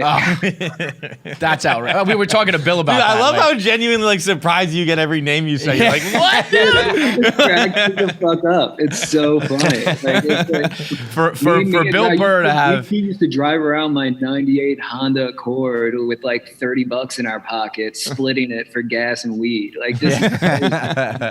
So when you go from that, the '98 Accord splitting $30, and then all of a sudden your boy, like one of your best friends, is just and he had like a steady rise, but also he just got thrown into the like ultra mainstream celebrity world. I mean, I feel like I would be busting my friend's balls every 2 fucking seconds if once he goes big time like that. I mean, there is things that we laugh our balls off about, but then again, like some of it kind of sucks. Yeah, I was gonna say the other side of it is that, like, he looked like it kind of hit him hard, and he had some issues with it. So I don't know where the line was, but I feel like if you ever notice, I never I refuse to comment on any of that stuff. Mm-hmm. Like I don't want to be a part like in that way because like it's not. People are like, oh, Pete acts like he hates it. No, he hates it. Mm-hmm. He doesn't want to live like that. And the thing is, people change up words and how and what we're doing. We once went out and the next day they wrote in the paper that we did something we did not do. We were home. So it's like, you just got to take it with what it is. But at the same time, we get to do dope ass shit. So it's like, yeah, I know. Take the good with the bad there. It sucks though that it's got to be that way where it's just like, I can't date someone I want to date or I can't go where I want to go without this becoming a fucking thing every time. That would drive me crazy. Yeah, it's weird, man. It's like me having to come to being like, okay, yeah, the paparazzi are going to be at my wedding. Like, that's just a weird play. But at the same time, like... But at the same time, you get, King of Staten Island and Judd Apatow and all the things that come from it. Like, Pete was there when my kid was born. Pete was there when my mom passed away. That's my best friend. So I ride for him the same way he rides for me. And, like, we don't really listen to the whole media thing as much as, like, that's why we hang out in basements so much, because we're just not listening to the world. That's fucking deep. I love that. That's your bunker? Ricky and Pete in the basement, just, avoiding the bullshit. It's amazing, dude. I don't even think Pete has internet on his phone, dude. Well, I've always said, I'm like, I would love to get him in here because I do think he's misunderstood, and I'd love to talk with him. And I just feel like he's just like, no, like I don't want to do that shit. I'm not interested in it. And I feel like that's pretty like commendable, where it's like so many people either love it or if they don't want to do it, still feel like they have to do it. And he's just like, nah, I just do me. There's not a lot of people who do that anymore. I'm just trying to be like Ben Affleck, dude. That guy's the man. No Instagram, nothing. Fucking always with his stomach out. Like that. Big fucking dragon on his back. He's always, I think he's sober still, but like, he always got the puffy face. He just looks permanently hungover, which is like, that's what I strive to have that look one day. And I'm working for it. It's hard to find a picture of him without a cigarette in his hand. Dude, that one he had where he had his face mask down with the cigarette. Like, I was like, that's just legend, man. Yo, him and Ana de Armas have just been thriving. Yeah. Just out there going for walks, hanging out with each other, ripping cigs. Dude, what a life, man. My goal is to be friends with the Affleck, man. Yeah, I'm gonna get a tattoo. Like, I'm definitely gonna just start putting quotes that he said on me. Like, It's like, is that from Goodwill Hunting? Yeah, man, it's Affleck. Shut the fuck No, up. it's not even that. It's like things he says in his everyday life. Yeah. Like, let me get another cig or something. I want to bug Ben Affleck's house to get tattoo inspiration. He's like, it's on, and then you bug it and you find out it's just him mostly being like, Anna, can I do another Instagram picture of you? Like, is this one good enough? Is this one good enough? Just him looking at his Getty images. How old's your daughter, man? I have a son. Sorry. He's going to be 2 years old on 9/11. You're in the weeds, huh? How's that going? Fatherhood. It's awesome, man. It's really it's cool. He's a great kid. He's happy, and he's just like he's brought a lot of joy to us. So I mean, it's been a really awesome experience. Are you guys still in New York? I left New York this week. I'm in Florida now. I took off. But for quarantine, you're in Florida, or you moved to Florida? No. I just came out here to spend the summer, so I wasn't stuck in a Chelsea apartment with a child. You're a New York lifer. I've been here forever too. I think I'm sick of New York though. You like New York still?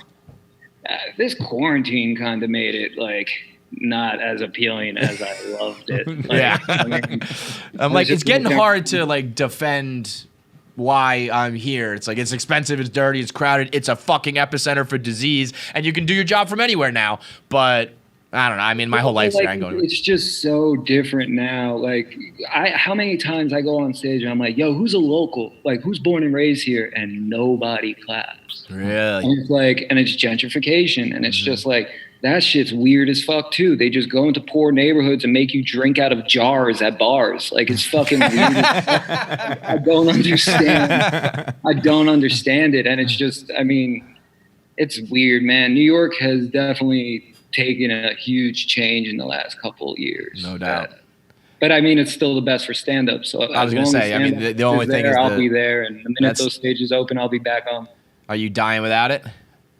Yes. Most comics are telling me that they're dying, and I get it.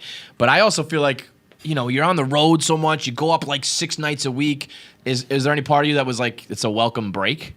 Well, yeah, no, it was kind of sick. I took the whole summer doing the fucking movie. So, like, that was my whole summer. So getting these months to spend with – I missed a whole summer with my brand new child. Right. So, like, I was working 6 days a week with Judd. And we, like – so getting this time has been invaluable, dude. Like, I can't. It's the best. Like, spending it – we're down here playing in a pool every day and just, like, letting him be a kid now. And he's getting to that point where he, like, likes to play with dad. And Yeah, right around there, they start to get their personality. They start talking more, and they can kind of give back a little bit more, and you can hang out in the basement with them. Dude, he's not allowed in the basement. That's why I'm going to move him to Florida. No basement. All right, man. Well, we really appreciate it. The movie is great. Like I said, I think you're an incredible stand-up. Thank you for having me on. I am a fan. You guys are fucking awesome. Anytime, dude. Thanks appreciate again. that. It means a lot. No, the movie, it means the world that you guys like it as much as you do. Thank you. Keep it up, dude. Ride that wave and, take that next step. We're looking forward to it. Later, man. Talk to you soon. Bye. Peace.